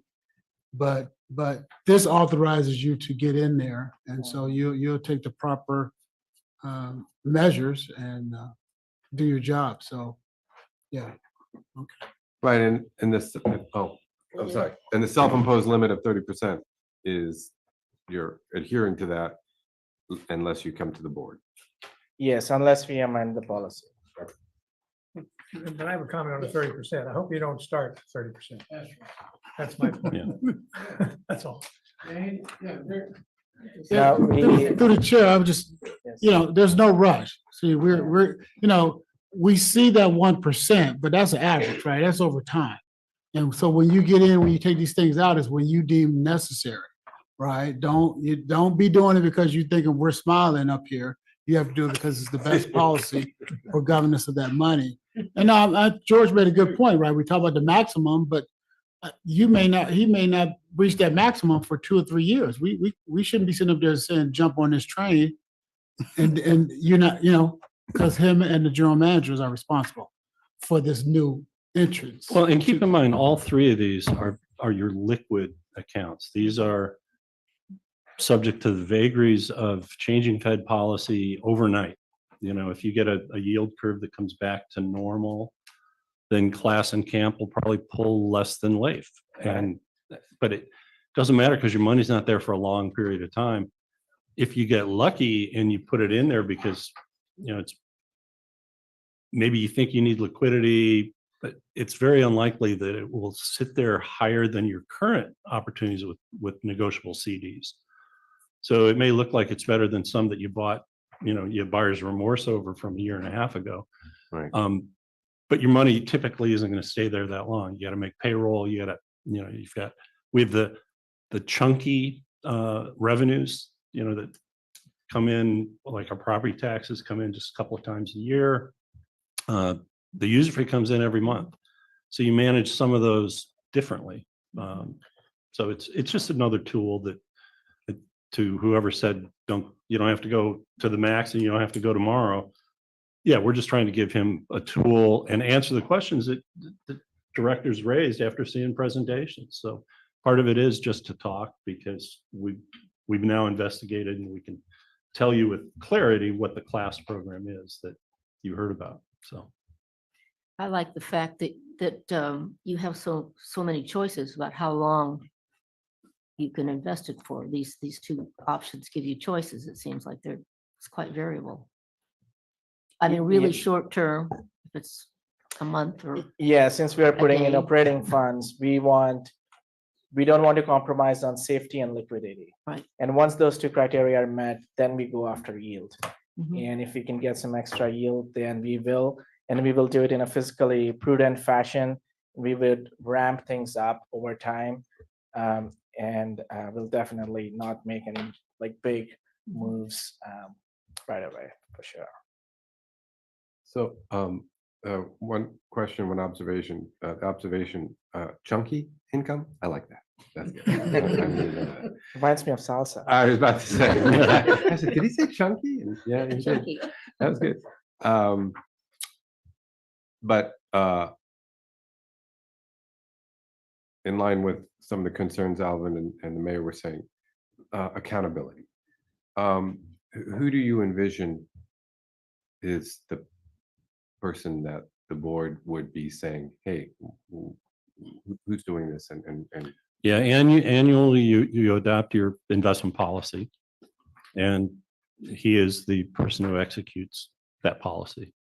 And the guardrails that you put on him are basically in that investment policy. And there was a board probably 5 or 6 years ago now that said, look, I know you're allowed to do reverse repurchase agreements and a few other things, but we don't need to be in that market. So there were a few things taken out of our investment policy that the state would otherwise let you do. And so that's the way to do it. You adopt your policy, you limit your policy, and he does the cash flow management.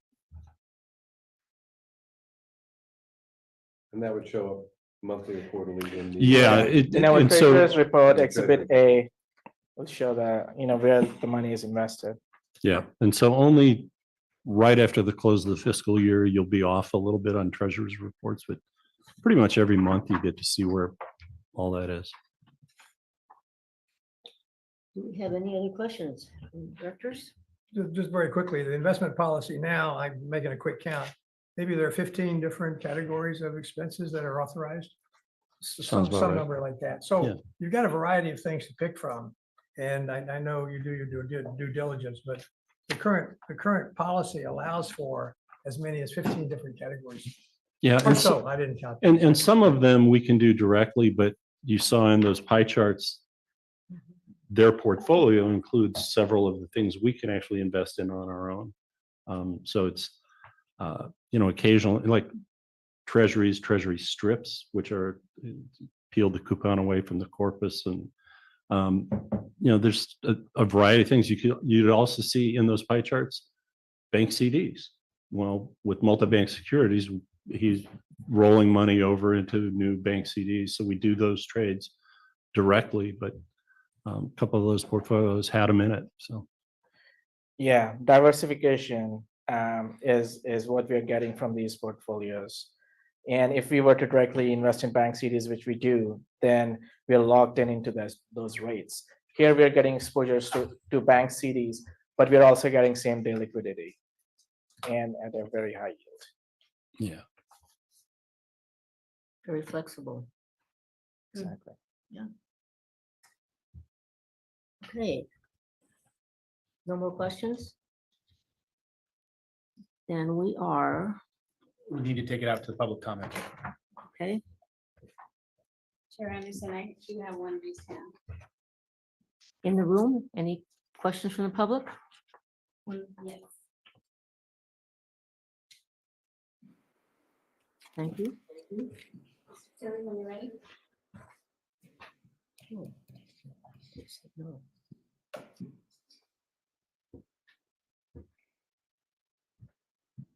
Go ahead, John. Thank you.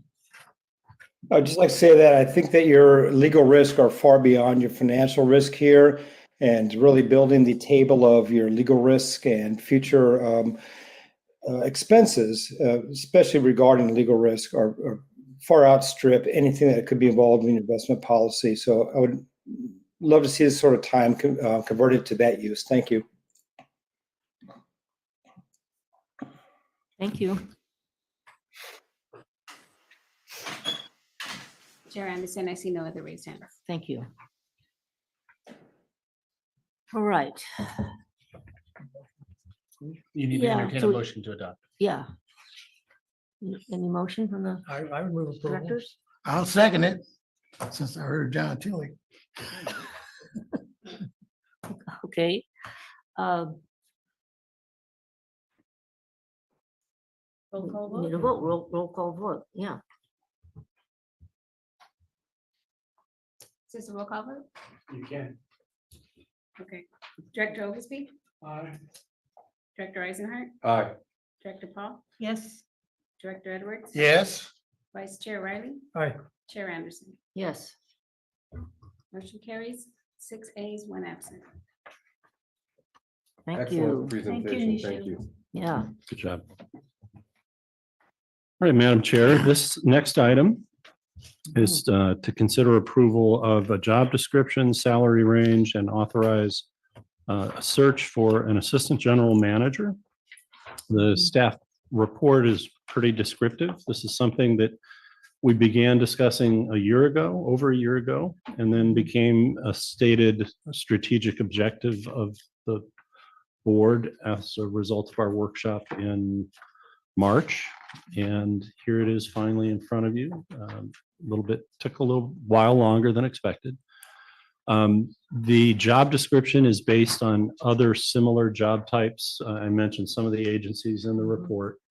I think it reads pretty accurately like you would see out on the street in industry. The salary range, we utilize the same technique we did for the salary survey for labor. You see the comparatives in there. The funny thing is the median ended up being Marina Coast Water District. They have the position defined, but not filled. But where it falls on their salary scale was available. So that was the median. And what we do is we take the median at the top step in a range. But then what the second page of that exhibit shows you is, given our ranges from step A to step E rather, where would that median at the top step fall? And it's a little bit between ranges, 60 and 61, but we've made a recommendation here to locate it in the 61 range. negotiation with the candidate would determine whether we're starting this person at the A step, the B step, or the C step. I'm recommending that this be made an at-will position, which means that you would be negotiating a contract, or I would be negotiating a contract with your approval. I mentioned in here parameters. We don't need to set parameters tonight. I think we need to wait and see who's out there, but I do need your direction that it's either an at-will position or it's not. And if it's not, we just make it a confidential unit position with the range, and it just gets thrown into the confidential memorandum of understanding. If it's an at-will position, then the key things with at-will is severance, because you're not going to have to go through a lengthy labor process. You decide you want to fire somebody on a Monday, they're gone by Tuesday, but there will be ramifications, and it's typically in the form of severance of some kind. So that's the big one. But you also have the option of other things like what I mentioned in there: deferred compensation, automobile stipend, and some other things. But I think we need to find out what kind of pool of applicants we have, and what kind of thing you want to do. The car allowance is important, because this is going to be the type of position that you assign external affairs work to and send them to go to meetings in the district, but it'll be utilizing their own vehicle. And that's why these things exist. But I think we're ready, if you're still inclined to do it. So I'm looking for a motion to accept the job description, to authorize a search, and to make that position an at-will position, subject to further discussion in closed session over what the contract would look like when we think we have a candidate. Well, I'd like to say that I am glad that we're here, that you got this done. And thank you. Yeah. I struck the line that said, please, I need a replacement. I need to go. No, you didn't. The chair, Jim, when we talk about car allowance, the cars that we have here in the district, can that person use that? Or, Yep. the level, if we, Yeah, they can. And so we'll have to discuss that. Typically, well, in the old days, in the good old days, some agencies would purchase a car and basically say, this is your car to utilize for all your purposes. And so that car would go home at night, come back in the morning, and it became like the family vehicle. There was a period of time, we're not going to name names tonight, but there was a special district here on Monterey that had about 6 of those. Like every division manager had a car and so forth. They're down to 1 for their general manager, and everyone else, if you have to do a bank run, you hop in like one of the pool vehicles. If you have to go to Sacramento and you don't want to use your own, we do reimburse mileage, but you could grab one of those. But it's very typical to also give car allowances to deputy GMs or assistant GMs. And so we should expect at least having the discussion. okay, and my next question is, are we going to put this out publicly, or are you going to go through a consultant, a headhunter? Yeah, so we have a contract that's approved every year with Regional Governmental Services that's acted as our headhunter. Our internal human resources coordinator is also very capable of posting. So we haven't actually picked what mechanism we're going to use yet, and it may be a combination of the two. But your authorization is just so we can get it out on the street. And there's also job postings. There's, Brown and Caldwell runs a regular posting with their daily newsletter. There's governmental job sites and so forth, and we've used those, and that's probably what we're going to do again. I'm a little nervous that the pool locally is not as rich, target rich as we'd like. But it would be a heck of a lot better if you could find somebody locally who understands the playing field and the politics and so forth. So, and there's a couple of people we've had some conversations about. And just one more from me for right now. How long this gonna take? Yeah, probably no less than 2 months. You don't want me to hold you to that. Thank you. Yeah. That's- I support the at-will option as well. So I'm glad to see this here. Any other comments? Yes. Director Eisenhower?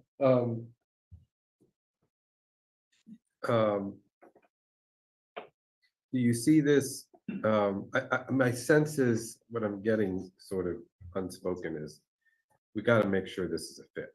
Yeah. Which you can't really know as much as we'd like to know until after we pull the trigger and hire somebody. And Well, we did have the discussion during the workshop that yes, it's a nice to have if if it works out that this is the successor, so they've now got 3 years, 5 years, whatever time that they've learned the district, they've learned what I do or did, and they can just step right into it. That's what just happened with Pebble Beach Community Services District. Their GM retired a month and a half ago. Still got to go to the luncheon though. And their new guy had already been there 9.5 years when he was kind of deemed to be, that's the guy, they trained him up. But I remember hearing when we discussed it, hey, if it's somebody who is a great assistant general manager but doesn't fit the bill for your GM, which is, the two most important hires you make, general counsel and general manager, it's got to feel right for the board, whoever the board is at that time. And if it's not the right fit, then they get passed over. You hire a new GM and that person decides either to support the new person or look around. well, and I was also talking about a fit for you, while you're here, that this person feels like a fit. Again, I think we're all saying the same thing, which is certainly in the beginning anyway, an at-will hire gives some flexibility on that front. And on that front, do you feel that I'm not accustomed to at-will hires in a public employment setting? So do you think that could be an impediment to filling the position? That's a great question because I wasn't aware of how many executive level at will public employees there were until I started looking at this. And there's far more than you would think. So it's expected. Yeah, even down to the CFO level, and that may be something that we change contractually at some point going forward if it's desirable or not. But yeah, next door when the CFO was here on Monday and gone on Tuesday, that's when I learned that was an at-will position. So, yeah. Through the chair, my support for the at-will is because of the question of the fit. And we won't know the fit until after you've had some months together or some period of time together. So that's the reason why I'm supporting that. Yeah, and the other thing that it's taken me a while to really get to, but organizations of our size typically don't have an assistant general manager. But we have bigger issues and we have some really, highly detailed things that have to get resolved in the next 3 years.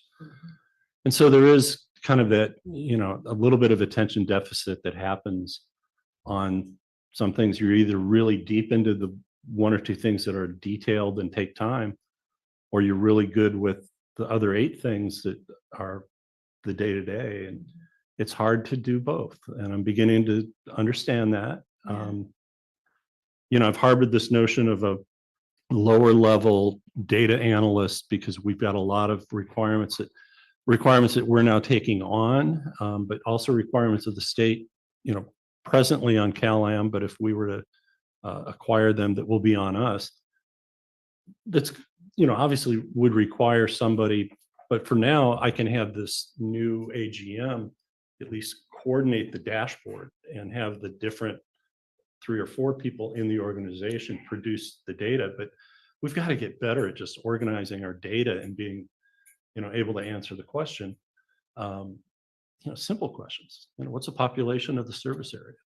Oh, boom, right here. We got asked gallons per capita per day. Where are you on that? Is what is in this table that we were given correct? And we looked at the table, it's like close, it's pretty close, but it's not quite correct. But you have to know that data and you got to update it and so forth. So I think that this person has a role to even accomplish some of the other things that we were looking for. I don't see this person crushing a lot of spreadsheets and doing the things that we might still have outstanding, but we'll just have to see where it leads. But there were a lot of general requirements, but there were 2 specific areas. One is this data coordination and the dashboard of our operations, as well as external affairs. At some point, we need somebody who's not afraid to put on a suit and go to a chamber meeting or a city council meeting and that type of thing. And or more, our Sacramento and federal lobbying and so forth. We need somebody to step into those shoes as well. So, and succession planning. So whether or not this is a person that could rise up to the level of GM when you're ready to go, it actually doesn't matter. Even if that person isn't the one that's being vetted or look to be considered for that position, when you're going and looking out for succession planning, candidates are I think will be looking at the position much more favorably, that they have a well-oiled machine that they're coming in on. And even if if the wheels did come off a little bit where you want to go find somebody else, this person will be a great caretaker until that position is filled. So you won't be left with a gap. Yeah.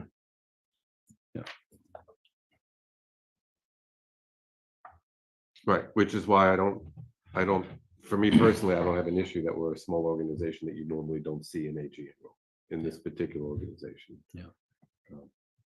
And it's a redundancy in case it's not a slow and planned transition, but maybe a sudden one. It's a redundancy. Well, and it's small in some ways, but the depth of the understanding and the things that we manage is not small. Agreed. Yeah. And we've discussed so many reasons why it would make sense to have a assistant general manager. And I remember one of them is to free you up from some of the work to focus on the things that really only you can do, the highest level things, and that you can't do when you're spending like 2 weeks writing testimony or 3 weeks. And that's spot on. There are some things that we do that are just time sinks. So You have to learn how to delegate. Yeah, that's the key. Have somebody there to watch and read. So I'm very glad to see this too, and I move to approve Do we have the, public comment? We need public comment. Yeah. Do we have any public comment? Is there anybody in our, Chair Anderson, I see no raised hands. no one there? Nobody in the room? Okay, okay. Make the So motion. I move to approve the job description and authorize the GM to list the position, and with the understanding that it will be defined as at will. Second. okay, let's have. Quickly on the second, Yes. I like to thank the GM for finally getting to this. To me, it's been 6 years coming. He's been working hard doing old Measure J work and then trying to keep the district going. Yeah. And then over these last 2 years, over this last 6 months here, he's been trying to get testimony or evidence ready for somebody, and he's working all by himself. And when he run himself down, I call him up I'm gonna take a break here and I'm gonna get back on it. He's been working by himself, doing everything, and I'm reading the pine cone. I said, oh, they got it, so I'm glad it's here, and I know it's coming because he changed his office door. If you go upstairs, you see his office and changed. So he got an office for the AGM. So I appreciate it, but you know, it's a long time coming. And it's not him. I believe it's the board because at retreat, the board said, let's get somebody. Let's get somebody. And we finally did, and he finally caught up with it. So I wish him the best on finding the second. So thank you, Dave. Yep, thanks. We have a second? We did. Oh, you were, okay. So let's have a roll call vote. Director Oglesby. Director Eisenhart. Aye. Director Paul. Yes. Director Edwards. Yes. Vice Chair Riley. Aye. Chair Anderson. Yes. Motion is adopted. 6 ayes, 1 absent. Okay. Good deal. Okay, Madam Chair, the discussion items, we have two. The first one is just a quick follow-up or debrief on the July 26th Community Water Forum that was facilitated by Senator John Laird. Oh, yeah. The way it was structured, and I know a couple of you snuck into the room, so you know what the how it went.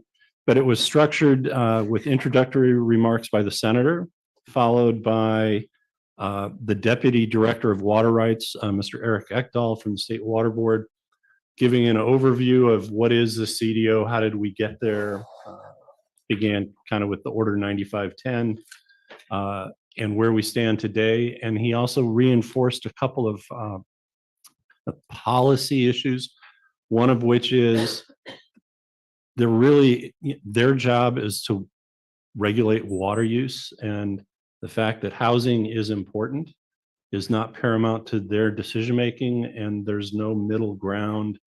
I think it was crystal clear they're not interested in an interim solution to just promote housing. It was also clear that he said while the language of the CDO may be written that California American is to present evidence that a replacement water supply has been found, that any aggrieved person, which means aggrieved party, can file under the water code. And he clearly opened the door to someone or some organization other than CalAm filing for action on lifting the cease and desist order, which of course is necessary to lift the moratorium, which is necessary to do any raw land development, or we need to set a meter. So the interests of our local chambers of commerce and housing advocates and hospitality association should be in favor of lifting the CDOs as soon as possible. The week before the meeting, there was a little policy statement put out by the Coalition of Peninsula Businesses that said we're all in favor of an early lifting of the cease and desist order, so long as your support for a desal project remains unwavering. I believe we heard in this forum that CalAm said we have very limited interest in working with you to lift the cease and desist order unless we see a clear runway to the desalination plant. Give up on your lawsuit against the Coastal Commission, allow the conditions and the conditional coastal development permit to be met. Don't fight the desal plant. So I think they were also, pretty crystal clear on where they stand. But generally speaking, the room was filled with many voices, and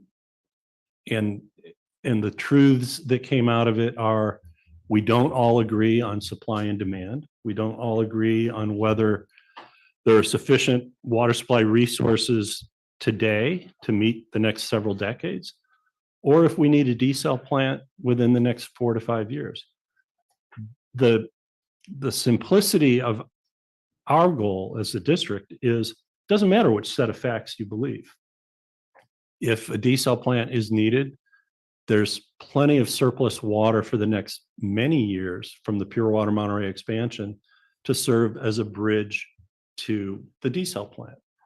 And if it bears out that the desal plant wasn't needed, then Pure Water Monterey expansion has more than enough water, much of which is surplus in the early years, but it'll carry us a long period of time. So our approach to the state is going to be, we will lead the charge. We will ask members of the business community to join us, members of the housing community to join us, CalAm to join us, but we're going to do it anyway.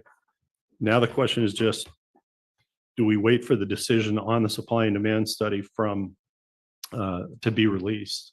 And I think the answer is yes. So that's going to be our timeline, is have that answer in hand, because it could really help us.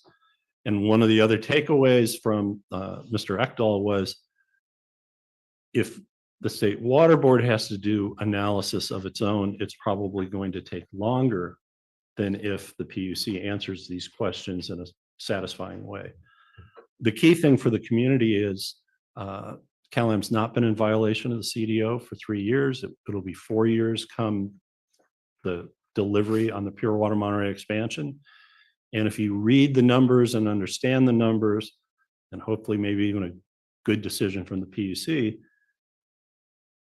there's sufficient water to make it for another period of time, what I call the bridge to the desal, or permanent. And so that I did have a slide that said, you know, if we're not doing the crime, we shouldn't be doing the time. It's time to get out of jail free card on this issue. And you can't, if we're not, you know, if the company's not in trespass, a CDO is only a tool to enforce laws that are being broken. Well, our goal is to convince the state that no laws are being broken, and won't be in the next foreseeable future. So, and so I thought it went pretty well. It was very well attended. The Weekly did an article based on what they were able to glean. They were not in the room. That was a fairly accurate article. So if you saw that online or wherever, it's a good summary. That concludes all I have on that topic, unless you have other questions. I have just one comment. All of what you said makes sense to me, including about the timing that is waiting. Probably it makes sense to wait for the PUC decision before we actively start to ask the CDO be lifted. But I would say if there's a long delay, then we probably want to reconsider. Thank you. We do need the State Water Board to have time, because they are not the fastest moving bureaucracy that are out there. And yeah, my concern is if they have to do their own analysis, it's going to take them even more time. But they should be ready to go. I mean, this is existing technology. All we're doing is adding new components. For those of you who've taken the tour up there, remember there were phalanges in the ground with bolts, and it's like, that's where the expansion pump will be. That's where the expansion pipe will be. And we've already proven the technology. So hopefully they won't require also a shakedown period. Oh, we want to see you operate it for 6 months or a year. So we do need to give them a head start. And I agree, we can't wait around for a delayed decision. Yeah. When are we expecting, do we have a time expectation from the PUC?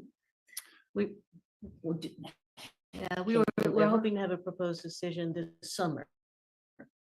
And then then there's a period of public comment.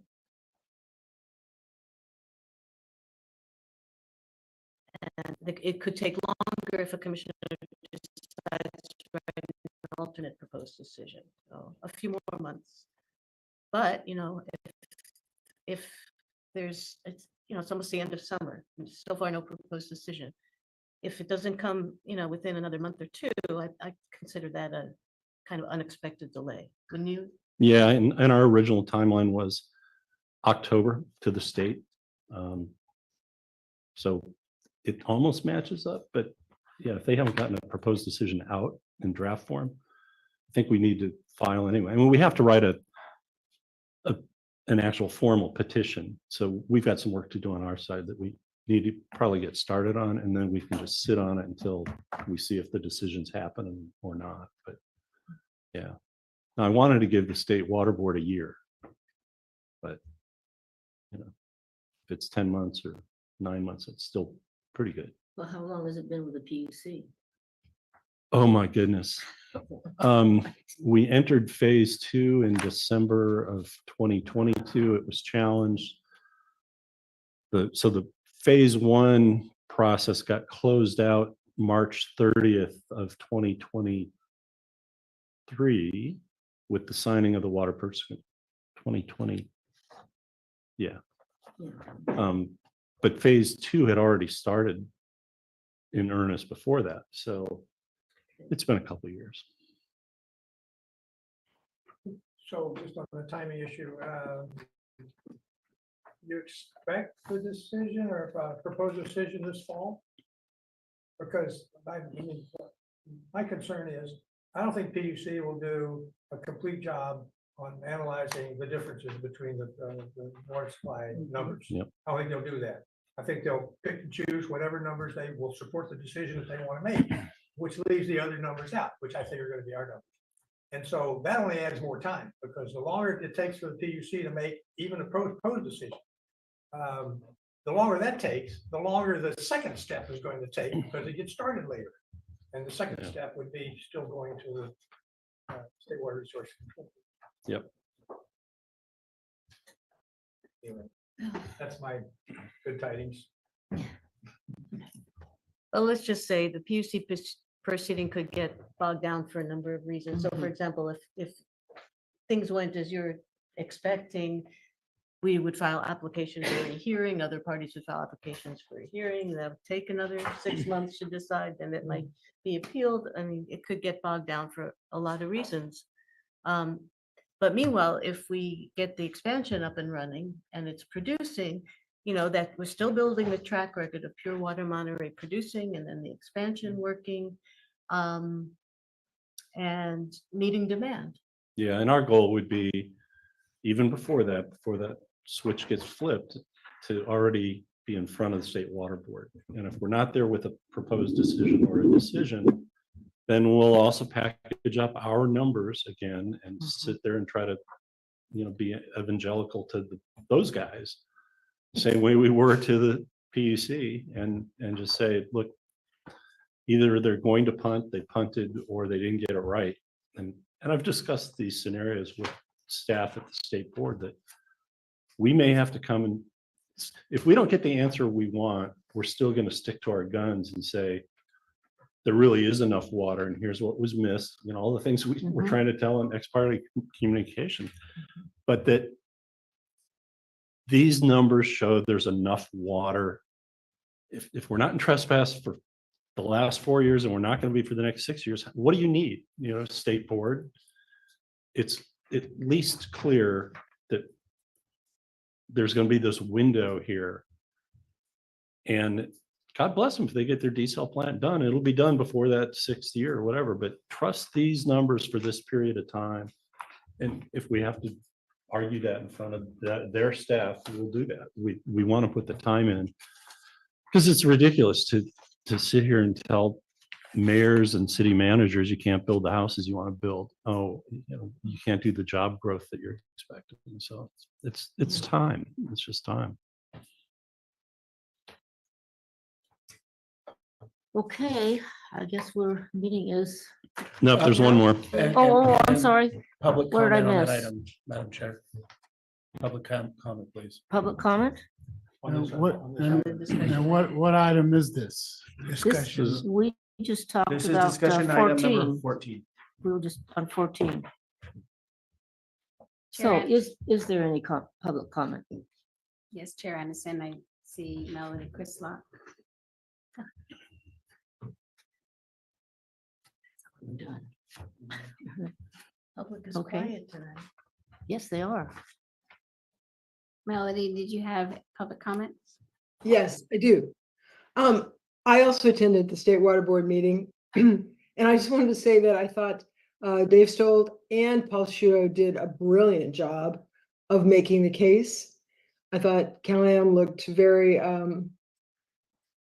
just really obstinate and not making, just kind of sulking. But and there were 7 members of the State Water Board there, so they really got to see in action what we deal with all the time here, with the facts and the logic, and then the just stubbornness. But I also wanted to say that we submitted, the public audience was allowed to submit questions, and I submitted a question because the way the CDO reads, it talks about a permanent water supply. And I noticed that no one was, addressing the fact that Pure Water Monterey is a permanent water supply. So I submitted a question, and Eric Ekdahl answered that question. My question was, does the State Water Board consider Pure Water Monterey and its expansion a permanent water supply? And he kind of fumbled for a minute, and then he said, yes, we do. So I noticed that the Business Coalition's letter that Dave Stolt was referring to earlier mentioned that Pure Water Monterey was not a permanent water supply. Well, that's not how the State Water Board sees it. So that was really good news that they're seeing that as a permanent water supply. I thought it was a great meeting. I was really pleased with how it went, and it felt like progress. Thank you. Thank you for that clarification too, Melody. I have another comment. Yeah. Dave and the people talking to the PUC, it seems to me that Callahan is obligated to take water that is less expensive if they have it available. How does that balance out with their own proposal for a more expensive water supply when there's a less expensive water supply on the horizon? Well, to ask the question is to answer it, really. I mean, Right, you right, it's can't, rhetorical. and going back to Ms. Chrislock's comment, she beat me to it. I'm looking at this letter from the Coalition of Peninsula Businesses, and I don't understand their position on the expansion. Am I missing something? I don't understand it. When they write, and let me be specific, the anticipated completion of the Pure Water Monterey expansion does not provide the permanent and sustainable water supply. I feel like I'm living in a different, am I missing something? So you're living in the alternative universe. And I've been saying this, and we've done scenarios for what I call the science deniers. We've done scenarios for, whichever set of alternative facts you want. And part of the control over the narrative is what we've been having discussions with the PUC in ex parte meetings about is you're being shown tables that list all the resources and how much they're worth. And one table from one party will say, oh, your ASR program is worth at most 470 acre feet in a good year and 0 in a drought year. And then our certified hydrogeologist and head of the Water Resources Division here, John Lear, will say, they had the data right. They had all the data and they presented it to you as evidence. They just didn't do the analysis correctly. And there's no way that you can be at 0 in a drought unless it's, a 10-year drought and you've used up all of your reserves. But the data shows that whether it happens in the original order of the 59 years or you shuffle them like cards and reorder them, there are a number of years where there's more water than the average, and there's a number of years where there's less water than the average, but the S in ASR stands for storage, and they didn't analyze storage, carryover from year to year. Right. And the witness says, I wasn't asked to. Right. But in a table, it says it could be 0. So the Business Coalition says, oh, well, ASR, it's subject to drought. Same thing for Pure Water Monterey expansion. But, right, we had, the big fight was, are you going to sign the agreement? Right. As if that, once we get the agreement signed, we're back to consensual reality again. Then they just reshuffle the argument. Okay, it's signed. We're breaking ground. It's going to happen. But it's not what it is. But they poo-pooed it as a nice to have. But it's not going to get you what you need in times of drought. And here's our third-party consultant who says, oh, it could be 0 in a drought. Well, people aren't going to stop showering. They're not going to stop flushing toilets. So there's always water flowing through the regional plant in drought. But the third-party consultant wrote a memorandum that's provably false, which is what 6 interveners testified to for different reasons. But once it's in a table and it says, oh, it could be 0, or once a certain set of people say, you can't trust those, they're nice to have, but really the only thing that's going to solve this is a desal project, then you either buy into that or you don't. That's your. And Yeah. until, and we're under the CDO as a result. It doesn't ever stop. Yeah. I mean, right? Right. And so the issue is, how do you define replacement supply? First off, well, we've obviously already replaced the previous supply. It's done.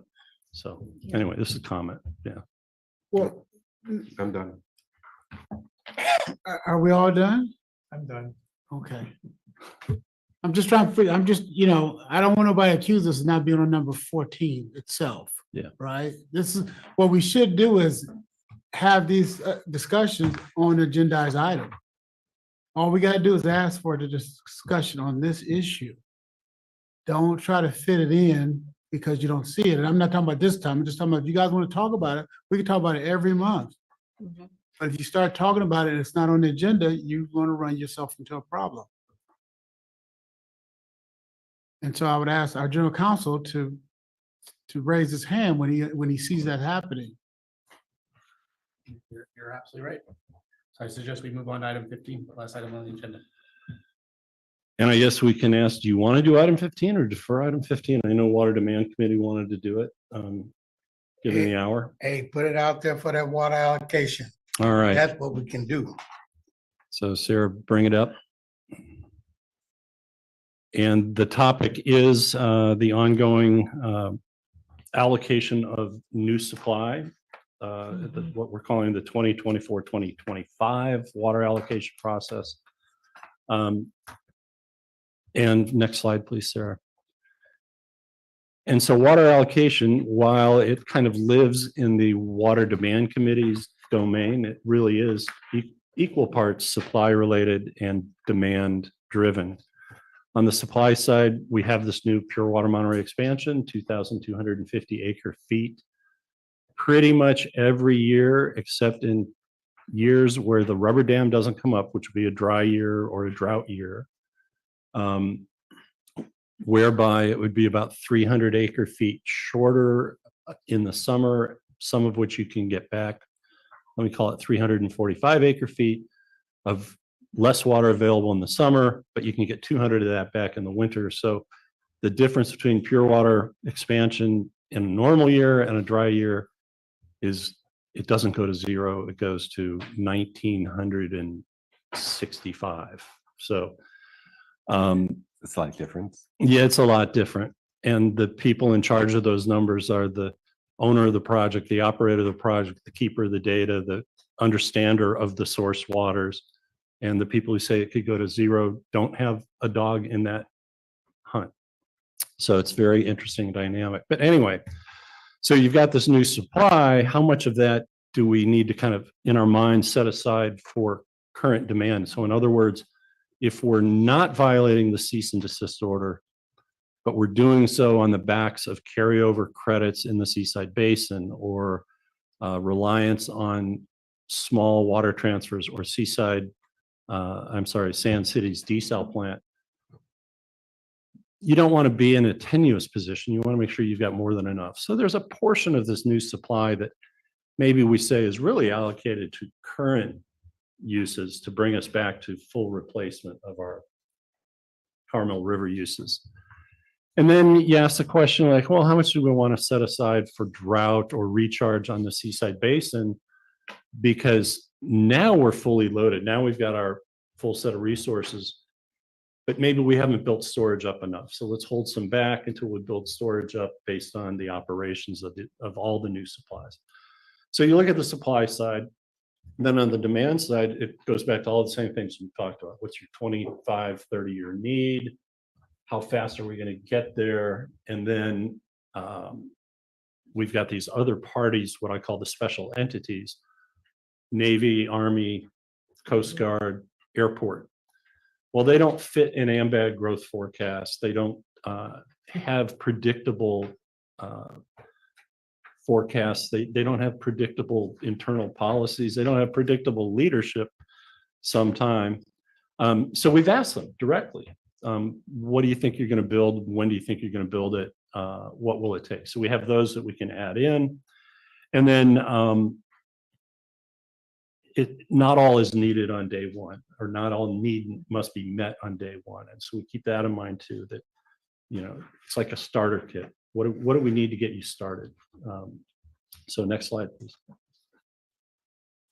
So on the supply analysis, we do just what you were asking about, is what are our resources worth, in our opinion, based on the actual data, not this jockeying at the PUC. And that's what you have: Pure Water Monterey, Pure Water Monterey expansion, the Carmel River base water right, the Seaside Basin without any recharge program, aquifer storage and recovery on average using CalAM's own data with the 59-year average yield, Sand City desal in a typical year. And we did run our scenarios assuming Sand City produces less in a multi-drought year. And then what other is in this case is about 86 acre feet from the Malpaso water right and about 20 acre feet of alternate pumpers in the Seaside Basin who've become either standard producers by making the switch, which is Cypress Investors LLC did that, or were already standard producers like DBO, and they've sold some water, for example, to Montage. So it's about 20 acre feet now if you include the Ascent project where City of Seaside's using stored water credits. And so there's these alternate supplies that are being made available here. CalAM put it in your system to go serve a CalAM customer through a CalAM meter and pay CalAM bills for it. So you need to count the supply too. So we have it's not very big, but it does exist. And then you can compare it to the current use, which is approximately 9,500. It was less last year, it may be less this year. And that tells you what's available, what excess supply do you have. So it's actually a little bit more than what the Pure Water Monterey expansion is going to give you. But then discount that availability for maybe desal doesn't get built, and maybe the payback to the Seaside Basin has to get satisfied somehow on CalAM's behalf. What if we want to hold back some now to build up reserves as for drought or ASR? Right now we've got just about 5,400 acre feet stored in the ground.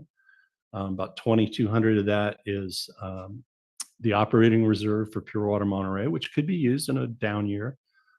And then 3,300 is built up aquifer storage and recovery from last winter and this winter we just went through. And none of this includes Table 13 water rights or carryover in the Seaside Basin or storage that we currently have on hand. And we know they do exist. They show up. They show up in normal years and wet years. So there will be other supplies available to offset the supply list that's up here at the top. Next slide, please.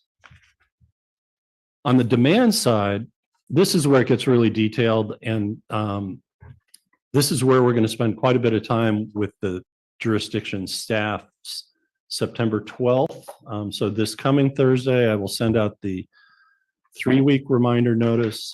Everybody's been noticed about a September 12th meeting. And this is where our goal is to work with staff in the planning departments or the city managers departments to make them better understand how we project demand. And that starts, believe it or not, with consumption records, which allow us to map our production. So production is producing water.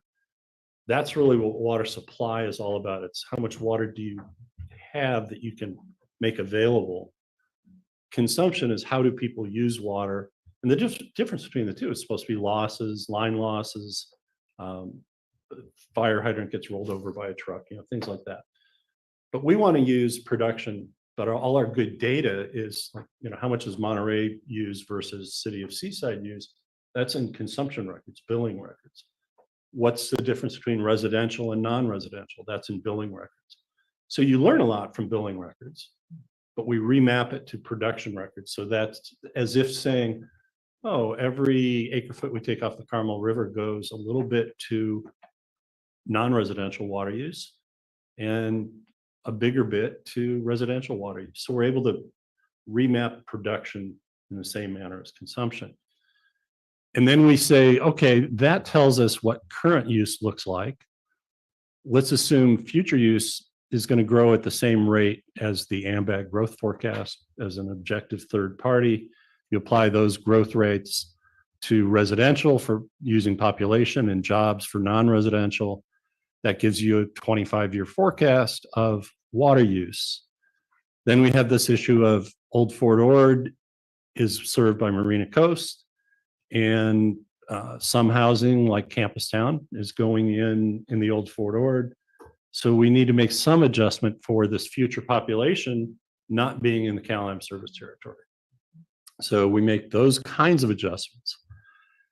And then using those rates and those adjustment factors, you now have a future water forecast, and that tells you what you need. And the growth rate or the slope of that curve is based on what AMBAG has done for their 25-year regional growth forecast. So it averages out the annual growth. You could have a spurt at the front end and a slow period at the back end, but that's the average growth rate, residential, non-residential, that AMBAG sees in their 25-year forecast. Then we say, in a perfect world, that would be the end, but we live in this regional housing needs allocation world where the housing numbers didn't line up with the population numbers and inexplicably didn't line up because it's the same entity, AMBAG, that did both. And so we will take a look and explain to the assembled group how this difference exists and how on paper it's not supposed to exist, but you would end up with a different outcome. And then add in the airport and the other special entities. And that's your demand forecast. And then you come back and you say, all right, here's what we say you're going to need. And when we've done that in the past, we've had a couple of things happen. We've had city managers go, oh no, we're going to grow a lot faster than that. And we'll say, based on what? And you'll get somebody who says, well, we got 2 hotel projects here in Pacific Grove. Like, yeah. And when you had your 4 meetings with AMBAG over the regional growth forecast, did you tell them you've got these hotel projects? Well, yeah. Well, then it's supposed to be in their forecast of jobs growth, hence non-residential water use. Oh, and then I have others. We've got so much pent up demand. If we just got the moratorium gone, it'd be, well, pent up for what? And so there's always expectation management here. But the reality is the tools that we have are pretty good to say, on the averages, over time, you're going to grow like this. So let's try to get you water for that. Next slide. And so, we've got all of these little baskets to fill based on the conclusions of those demand projections. And we will attempt to take about 1/3 of what we believe the projected demand is and put that in each basket. And that is like your starter kit. What I said before is, okay, here it is. And if you are growing gangbusters, come back to us. We've got more, but we don't want to give it all out because somebody's going to hoard it and somebody's going to do something good with it. Next slide, please, Sarah. So I mentioned, the goal is to allocate about 1/3 of the need and retain in the district reserve the other 2/3. We need to get the point across, and I mentioned this to Water Demand Committee, that we're not giving them water meaning the jurisdictions. It's not, here's your water to distribute. It's here's your bank account. And we have put a deposit into your account, credit. And then as you approve building permits, we are going to debit your account. And you can watch that account. We'll watch that account. And we'll get you more when you need it because we have it over here, sitting over here. But please don't hoard your water. Don't prioritize your water at the expense of somebody who could use it today. Don't charge for your water. This is a public good, health and safety. So we're not capable of saying, don't do these things and assume that they won't. But the goal is to put water in their account and let them use their account and see who starts using it more, better, faster, I guess. Next slide. So the schedule, why haven't we done it already? Well,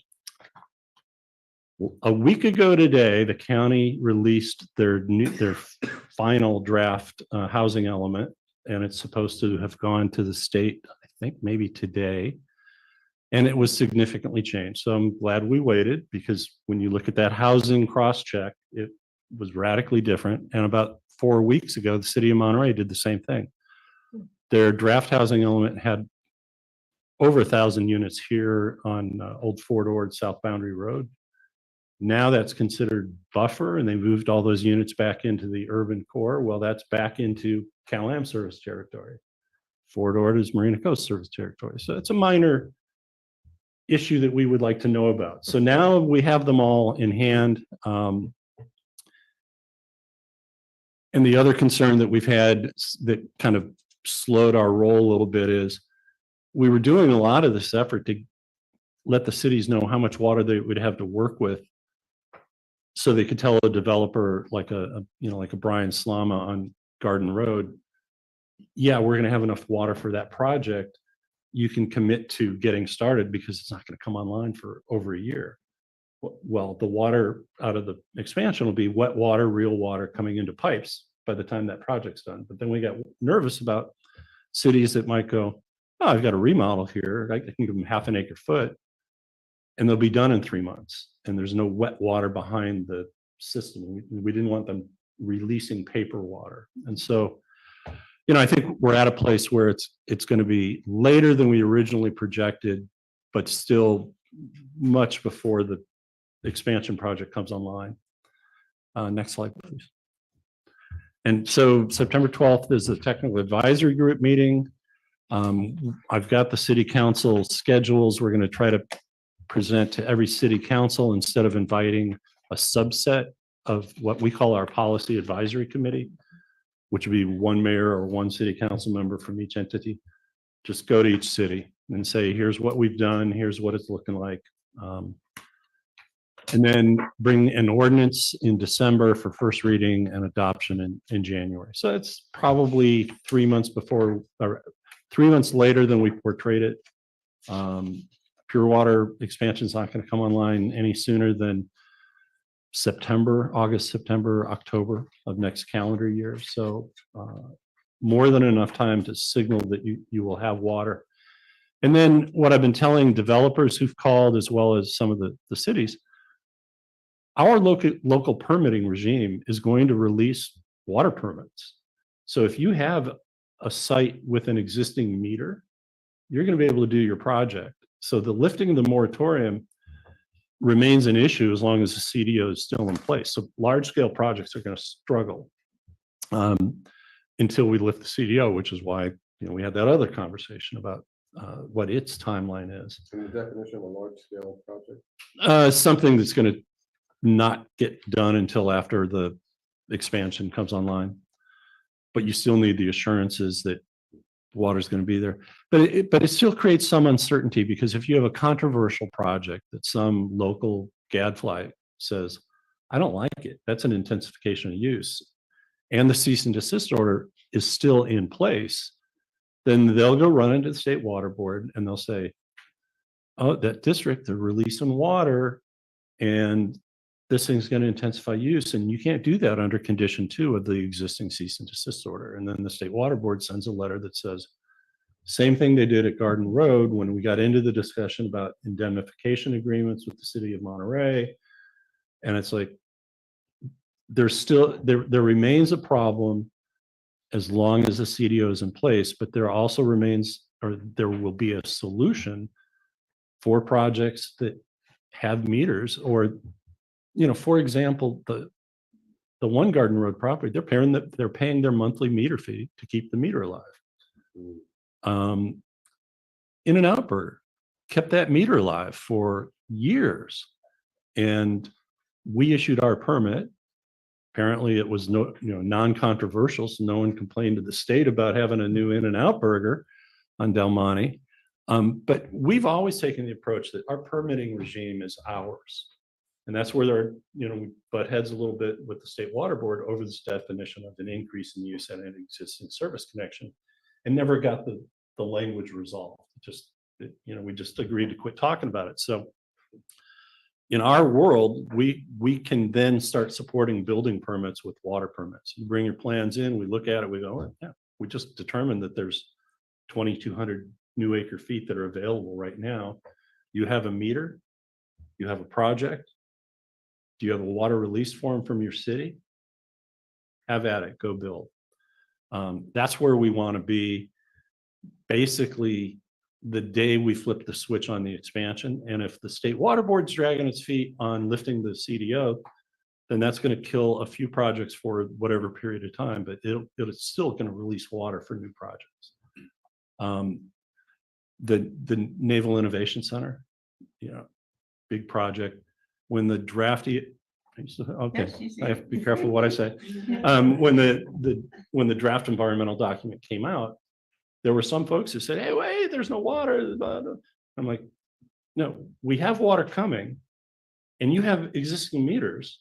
So this is not a question of setting a new meter. And also they're the federal government, so they get to ignore things if they really want to, but they're a good partner, not ignoring us. And they write nice thank you letters. They did that too. But the point is, there's a massive project that's already being served by meters. And so all we are doing with our water permit is allowing more water to be pushed through an existing meter. So there will be projects that get done, but there will also be projects that are going to be delayed until we lift the order. So I think January is good. It could be February, but as I said, the current schedule for completion of the expansion is first water kind of August, but full operational probably October of next calendar year. So, but these are the two big things that have been on our agenda for 7-8 years, and it's like it's getting palpably close. So, and that's it. Question to go out to the public. That's a public comment? Yeah, public comment. Good evening, Tom Raleigh. Your timetable, I don't agree with it at all. And the Water Management District is not a land use jurisdiction. So this water reserve that you have, that you keep talking about, doesn't really exist. You're not a land use jurisdiction. So the cities and the county are land use jurisdictions. They have water allocations, and you have whatever you haven't used is left to go. So that's something that some of us don't accept, but we see you talking about this all the time. The other thing is, just on Garden Road alone, there's 4 major former commercial projects that have either been stymied, torn down. The last one had a fire recently. I don't know how much of that's out of commission, but the one that was supposed to have been completed this year won't be completed till next year. And then there's 3 other major projects, plus the hotel in Pacific Grove and the hotel at Seaside's building, a big hotel, and you have your own water for that. So I'm guess I'm in this position of really thinking you're underestimating where the water is going to be needed and where we had former use of water that's not being used anymore. And the example is the 4 big commercial projects on Garden Road. So I followed what's happened in Monterey. Basically, the consultants looked at an aerial picture. Every place there was a parking lot, they said, we're going to put affordable housing. This is where they're going to, instead of putting it out here on Garden Road, they're going to put it on parking lots. And it's nonsensical. If you know the Elks parking lot, can you see them building affordable housing on the Elks parking lot? No way. So I didn't criticize what the city of Monterey put in, but it didn't make any sense. I participated in the county's project, and their thing has not been updated. It's just been completed. Today was the deadline for comments, and it will be approved by the supervisors, I think, next week, and then be submitted. So they're still behind, and there could be some builders' remedies going in Tarpey's Flats in the meantime by the Slama family. So there's a lot of things we don't know about future use, and I think you've totally underestimated the future use. The fairgrounds, I gave an example once before to you folks. My wife used to enter flowers for the competition. She gave it up because there aren't that many people that have flower gardens anymore in their yards because we're conserving water. People conserve water. They let their yards go. They let their gardens go. And this is something, if you didn't live here 20 years ago, you don't know about it. So I think you've underestimated totally what the future consumption is going to be needed. Thank you. Thank you. Anyone else, Sarah? Chair Anderson, I see no raised hands. Thank you.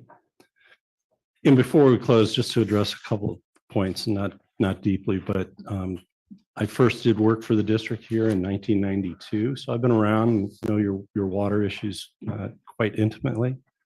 And if you wanted to grow a garden today, I'm pretty sure go check your hose bid, water comes out.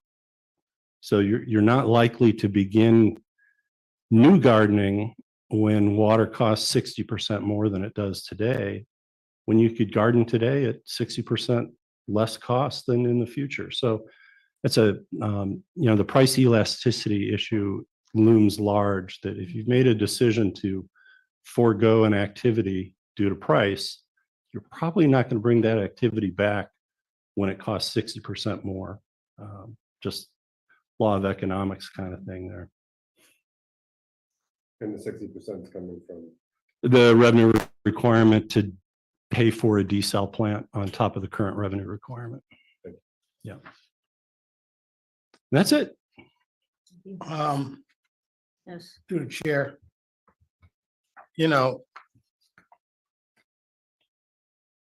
when we talk about land use around here, I get a little bit upset because we're a water district.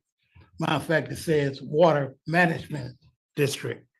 And I always sit up there and say, no, we're not in land use, but we're water management. Now, we allocated all the water the last time, didn't keep none in reserve for people to use. Then we have people like the community hospital coming to us asking for water. Other people asking for water, but they use their water, but we had some water so the community hospital could add on to what they need in reserve. Now, I believe in keeping water as management. Now, I don't care what the land use agencies want to do. You know, the question came out on before, and you can answer this, that if somebody have water right now, we're going back to zero. I hate for people to get shocked that we didn't talk about it. Some people on save water. Now we're going to another allocation. Now it's zero. Maybe you can explain that a little bit. Yeah, that's a great point. So we currently have, we've allocated water in when the Peralta well came online, roughly 1993, and we had pre-Peralta allocations. And then when building permits got canceled out or came back, we gave the cities credit for what had been done prior to the Peralta allocation. Then certain cities did large-scale projects that we gave them public water credit for. And then certain jurisdictions took advantage of what are called entitlements, and they created an entitlement program. we will leave the entitlements all pretty much intact. But for those that we're charging, like Mel Paso or Pebble Beach Company, they'll have very little value now that water is freely available, so to speak, freely. So the entitlements, which usually reflect an investment by somebody at a small local level to create a new water supply, those remain the purview of the jurisdictions. But the jurisdictions that have water left over from when it was allocated, and there are, Seaside is a good example. They may say, well, I already have that allocation. And one of the things that will be talked about with staff is we're kind of resetting everybody back to a start line that, yeah, you had allocation based on the Peralta well. It's been 30 years. You never got it all out. We know why. A lot of it had to do with redevelopment agencies that needed to set meters, and you can't set meters for the last decade plus. But the idea is to kind of bring everybody back to the starting line, saying, from this point forward, how much water will you need that 25-year period? And so that's what we're looking at. So the fact that you already have 22 acre feet in your account, or the county thinks it has possibly 12 acre feet in its account, it's like, no, everybody's accounts are refilled today based on this future demand study. And it's not like you get a third of your future need plus the 20 you already have, because we don't have someplace to assign that 22. We're redoing everything from the baseline. So yeah, there's going to be some getting used to this. What do you mean I lost my previous allocation? You have a new allocation. Well, let me just, well, I'll go after George, but go ahead. No, isn't this a little bit an example of why you're offering a third so that you actually have some experience going forward with the new allocation? Take the existing situation with just Seaside has a little extra water. Their growth history didn't line up with the projections that were made when the allocations were made. I don't know how many years ago, but it's just the actual growth demand that was created. I mean, that wanted water, but people have different histories. That's all. It's not a blame game. It's just that their pattern of growth was either slower or faster than they were seeing. Yeah, even Sand City, we've discussed this previously, but pro-growth city council, raw land available, and a desire to grow. And they had an entitlement so they could set meters. And over 15 years of having this 204 acre foot entitlement in their minds, they had used up 5 in 15 years. Now the new hotel, the new Marriott, is a game changer. That's going to use a big piece of it. That's a little bit of that pent up demand idea. But if you think you've got all these great plans and you can't get more than 5 acre feet out over 15 years, then maybe we don't grow as fast as we can, because that was an unfettered situation. You could set a meter and you had people wanting to build things. So it does take time. Through the chair, yeah, I would love to have staff come back and this board discuss if that's the right policy, because we're not a land use jurisdiction. And speaking for the cities, I think we all got different needs over the 25 years. And if that's the allocation the board is talking about, giving each city what they need over the next 25 years of what the city say they need, then that may be a good policy. But sitting here saying that staff has already decided what they want to give out to each city, I don't understand that. I don't think the city's going to understand that. And I think that's going to be a very long road, because what little allocation that we have, because we could not have gotten rid of, and I agree with the executive director, our general manager, and if they can't be used, then I understand that, right? And I understand reserving some back for something that may come up. But to knock people down to zero, I don't understand that. But at the end of the day, if you're talking about giving each city what See, I almost said what they think their number is, right? And I know sometimes we disagree on that, but something that's reasonable as projects come up for the next 25 years, then that sounds right. At the end of the day, we should not be trying to determine what is built. We should be giving water out to the jurisdictions, Yep. and they determine that. And I just want to say that, and I think I appreciate the general manager going to each council and trying to explain this. But at this level, that should be something the board deals with as elected officials, and not sit up here and try to do land use by saying the staff came up with these numbers, and then lo and behold, that must be the right numbers. Because I don't know if as I sit here today, I support what the general manager does, but that doesn't mean he has the right numbers. That don't mean this board has the right numbers of what should be each city should get. The number you guys decide on, you have the right to do that, but you have to help the cities grow. And of course, I don't think any city is right to hoard water and don't use any over the next 25 years. Yeah, and to his point, some of what we have to rely on, you have to question how good their information was at the time. So, AMBAG works on a 4-year cycle for the growth forecast, and they work on a 4-year cycle for the metropolitan transportation plan, and they work on an 8-year cycle for the housing allocation, and they're tied together. So when they did their last 25-year economic forecast, they had 26 meetings with the 6 jurisdictions and the unincorporated county. So that means some cities more than once, more than twice even.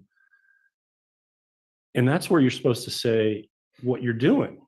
And if if the city of Monterey didn't tell AMBAG, here's what we're doing in the next 25 years, then it may not have found its way into the 25-year growth forecast. And so all we can say is, well, we know you met and you're supposed to have met, and their 4-year re-meet, and they actually had a 2-year checkup, and they said at their board meeting, we may grow less than we said just 2 years ago. But the fact is, if they're meeting with the cities also, like we have, and a hotel project didn't come up, well, then they missed it.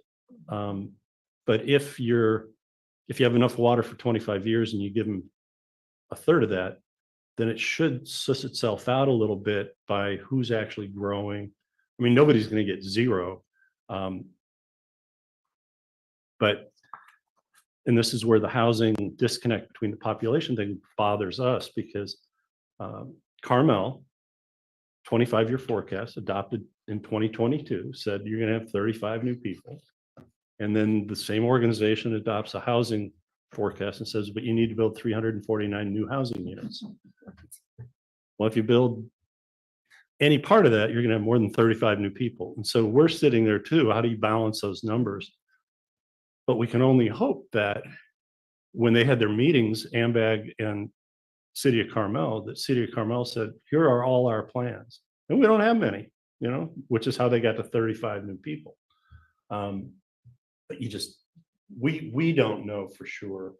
We've been trying to take our opinion out of it and rely on somebody who's more objective. And we landed on AMBAG, but the more we peel away at it, it's like, well, their system, it's not quite perfect either. But it does rely on City of Seaside telling AMBAG what's in our growth future. And if there's been a sudden change, then it's not going to get captured till the next 4-year cycle on growth forecast. So that's why I think that there's no way to win it this thing.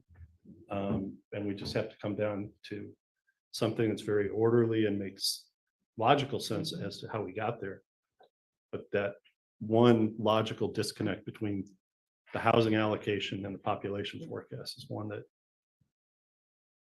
we're not really,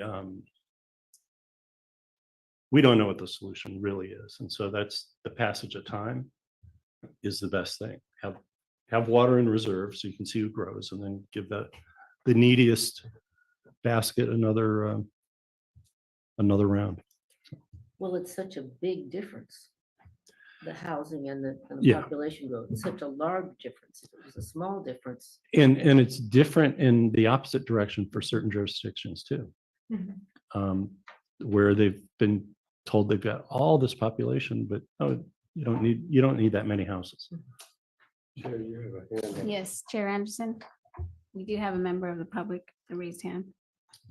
Okay. Thank you.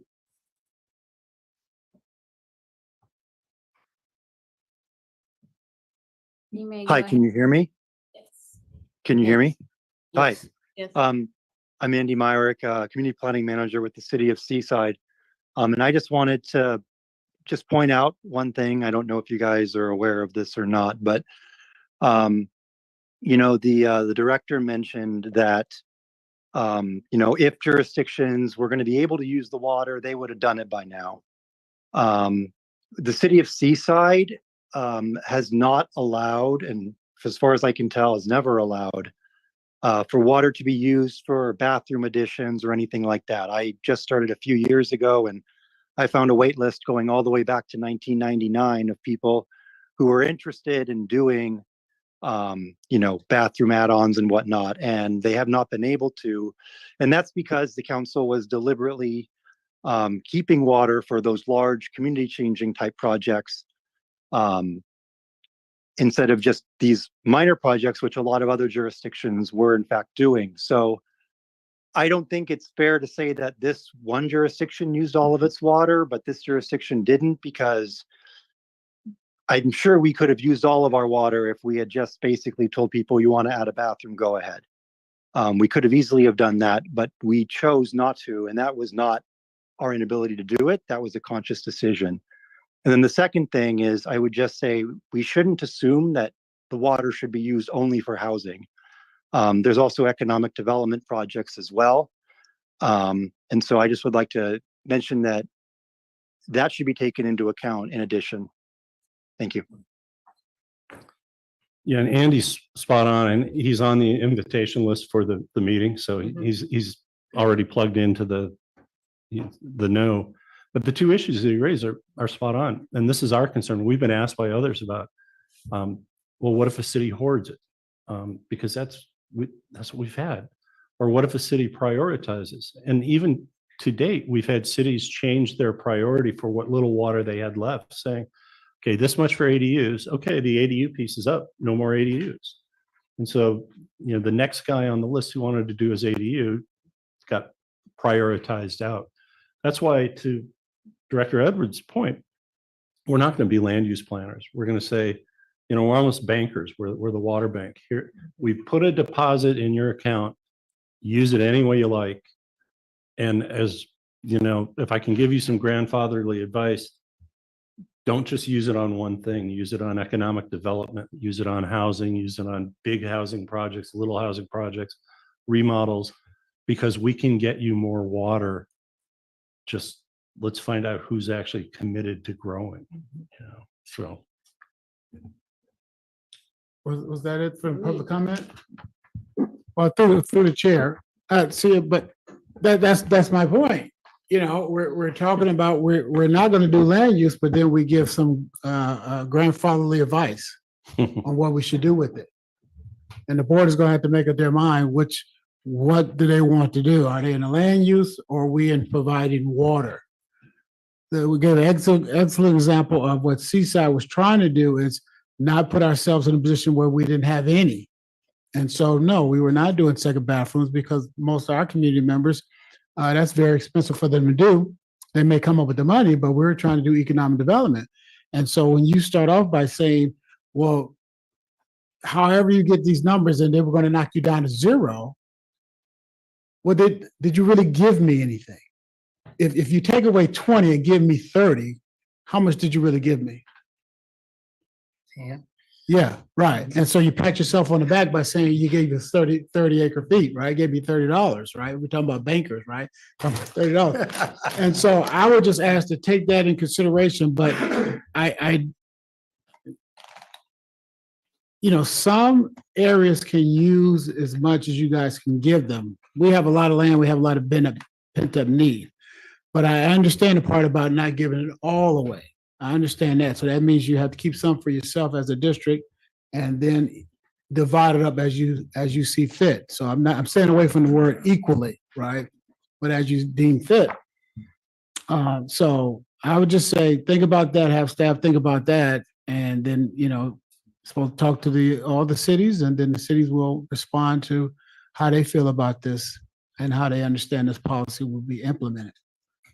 And that's why you should look at the calendar and assume there may be a month shift, because if a city were able to say, let's say we said, it's being 120 acre feet.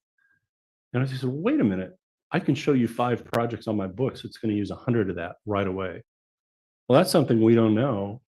So they should have adequate time to come back and show us those 5 projects on the books, because that probably didn't find its way into the economic growth forecast numbers that AMBAG did and how they allocated back into each jurisdiction. So, we may find out new information. Yeah. Through the chair, just one quick question. Tonight, we approved the emergency ordinance about additional bathrooms.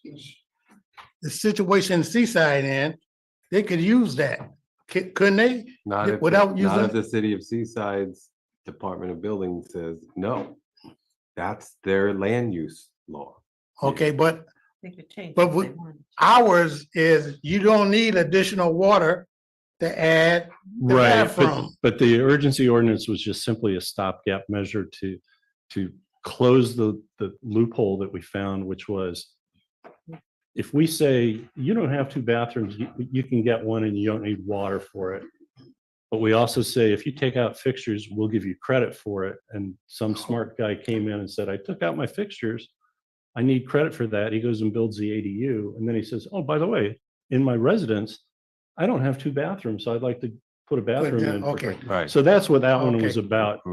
Right, but Okay. but the non-urgency, Okay, I the base ordinance that allows for automatic credits for a second bathroom, assuming that there's no weird workaround, Okay, is only one part of the piece. When the city of Seaside says you may get the credits from the water district, but we're not giving out permits for All right. construction. That's the problem.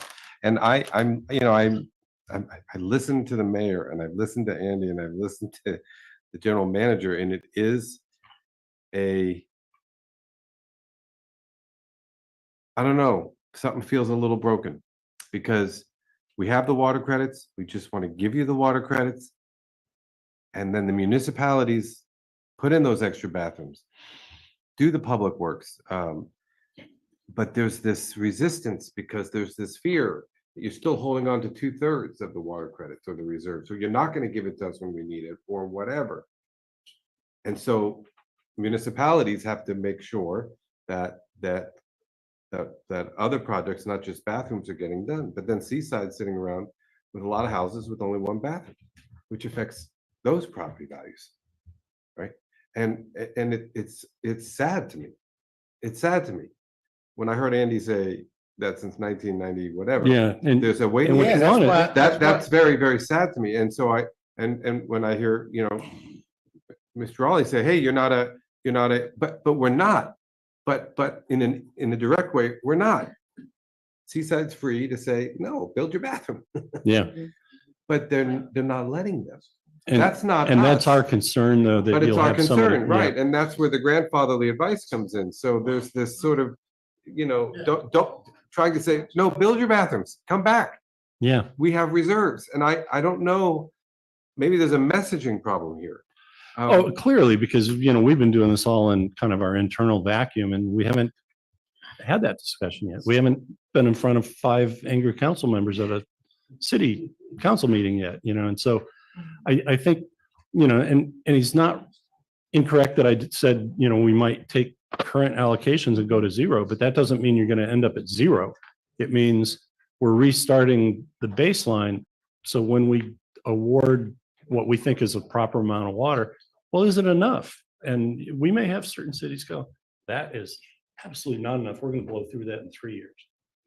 And then that's where we have to pause and say, well, maybe we need another meeting of staff before we go to the city councils. Bring me that info, because we really don't want them saying, oh, we only have enough water for the good projects and not the bad projects, and then pick whose Yeah. project's a winner and who's a loser. Yeah. Through the chair, and I appreciate everything you said, and I agree with everything that the disconnect with the communication is you're not my grandfather. That's the first thing, right? You guys are not the grandfather, the water grandfather, right? Right, you're not the water master, right? Not the water master. And I can't speak for all the years of Seaside or all the other cities. But if you don't think any more water is coming, then you ration the water that you have. I understand that. So sitting here saying, and I'm not talking about you, but just sitting here saying that they should have agreed to all these second bathrooms, not knowing any water would be coming, then again, you're trying to do land use because you're trying to figure out why we did what we did with the little water that we had, right? Your job is to give us water. That's right. That's my understanding. And so that's why I want you guys to understand is we don't know water was coming. The cities don't know water was coming. You guys have been working on water, and the general manager and his team, and under your guidance, you have found that water. But we didn't know this water was coming 60 days ago, 2 years ago. No. So Yeah. to go all the way to zero, so we would not have a drop of water for a In-N-Out burger or for any other economic development may not make sense to the elected officials in those communities that have the responsibility of land use jurisdiction, right? And so I don't want to second guess them. But I know for us, yeah, we said, oh, well, right now we're not doing second bathrooms. But if you want to go downtown, and open up something, there's enough water down there. And the district has helped us on plenty of occasions over the years to get our businesses downtown that needed that water. And that's where that water came from, right? So each city is different. And maybe in another city, that's all they need is second bathrooms because they have the luxury of that, if that makes sense. They have the luxury to tell people to do that. But for us, we didn't have it. So, Which is what makes me sad. That's what makes me Yes, sir. sad, because I would have liked to have seen those bathrooms built. I mean, why can't the citizens of Seaside have their housing values go up? Or know that when they sell the house, the buyer knows they can put in a bathroom. That makes values go up. And that just makes me sad. And maybe, like you say, now it's not 60 days ago. And maybe we'll start to see some loosening up of not the water district, but the municipalities' land use laws, because we're doing this. So I'm interested to watch that. Yeah. May I add on to that? Yeah, clearly the transition from scarcity, living with scarcity, to living with enough is more painful and complicated than we would have thought. I mean, what Seaside decided to do, prioritize the development and say second bathrooms are not as important. You're right. We have no place making a judgment on that. They had reasons. I assume I didn't know anything about it till a few minutes ago, but clearly they have reasons of if water is scarce, we make a policy call to say, okay, what use is more important? That's their jurisdiction. Well, if the situation changes and there's enough water to do both of those things And more. then, the city council can look at all of that again and, make make a new policy that takes into account that there is not this scarcity anymore. So I don't really see it as we're not intruding on, I mean, I take the point that we are not a land use agency and it belongs to the other jurisdictions. So we can't say, well, this is how you should use the water, but we can say we will provide enough water for you to do the kind of development you want. Right? And but getting across that is what we're trying to do. Clearly there's going to be a arduous communication process. Well, I think the other difficulty could be, as you pointed out, if a jurisdiction says, oh, we've got this many more big projects, but that we're calculated because they weren't in the original math, then that's a problem. We only thought you were gonna do 3/4 of these, and that's the water that we're developing or whatever. Well, that's why the staging, Yeah. staging saying, we give you this for an initial period, and then we see what's actually been built, what is actually being used, and so we can adjust along the way and keep the water going to where it's really needed. I mean, isn't that the basic idea? Yeah. Hopefully, Yeah. we can explain it and make it understandable. But we have a fixed amount that we can allocate. And that's not also part of the expensive. problem. Right. Because Your, there's a lot of dreamers out there. Mhm. And your meeting on the 12th is gonna be hybrid, so people can listen in. yeah, Sarah and I talked about it. I think we can do that. You know, I want them to listen, to fix it where they can listen and not punch in to speak. Oh, right. I'm learning something from you. Just give a presentation. Yeah, fix, Sarah's got it, y'all don't fix it worry. out. I don't know, public meetings got, y'all work it out with, Yeah, because it's a type of meeting that you normally wouldn't post as a public meeting. right. Right. Staff level technical advisors. Sausage. Mhm. So we've had a number of our own board members or city managers saying, well, I don't want to spend, the whole morning over there, but I'd love to be able to listen. It's kind of like, okay, if we extend it to the principal agencies involved, but it's not public. But yeah, I don't want Well, going out to the public and getting comments. and right, everything. right. So y'all know how to fix it. Andy Myrick is hearing it for the very first time. It's his first meeting. I don't want to blow this thing out of proportion. Right. Yeah. I just learned something from the Seaside Mayor on fireworks. No, you didn't. No, I just want to be clear about Seaside, and I'm sure other cities. We have been building ADUs and we have been building housing and economic development. So we have not just not issued out that water. I think the comment was second bathrooms, right? We have been that's not been the priority. We've been prioritizing sleeping areas, homes and businesses and things like that, and ADUs. So we've been using the water that the district has given us. So thank you. Okay, are we ready to? Good trial run for your meeting. Yeah. Just a quick, before we close the meeting, quick shout out on page 151. I love seeing this. I love seeing this. We were talking about the beginning of the meeting, General Manager Stolt, that there's Mhm. dried up tributaries everywhere right now. Yeah. And in the middle of that, district staff has saved 5,278 fish from those dried out tributaries. I just love reading that. No, really. It's just beautiful.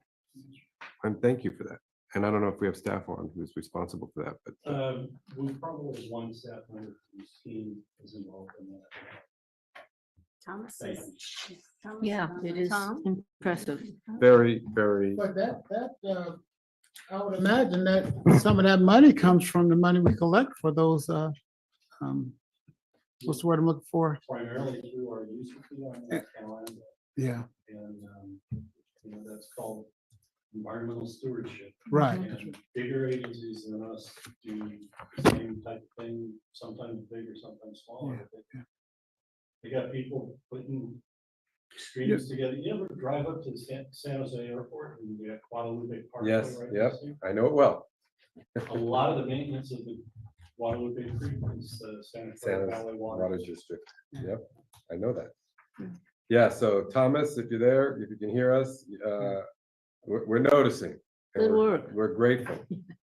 And we also cut a deal with the professor out of Santa Cruz who does work for the National Marine Fisheries Service Center, and they agreed to fund $50,000 more of our hit tags and arrays. to Hmm. read the hit tags. So Where are they Wonderful. getting the money from? it was money dedicated to work here that we kind of run out of ideas. So he said, "Do you have any ideas?" I said, "Yeah, we've got some needs." So That's great. Great. That was my last comment. Okay, I'm gonna do this. We're done. All Meeting over. All right.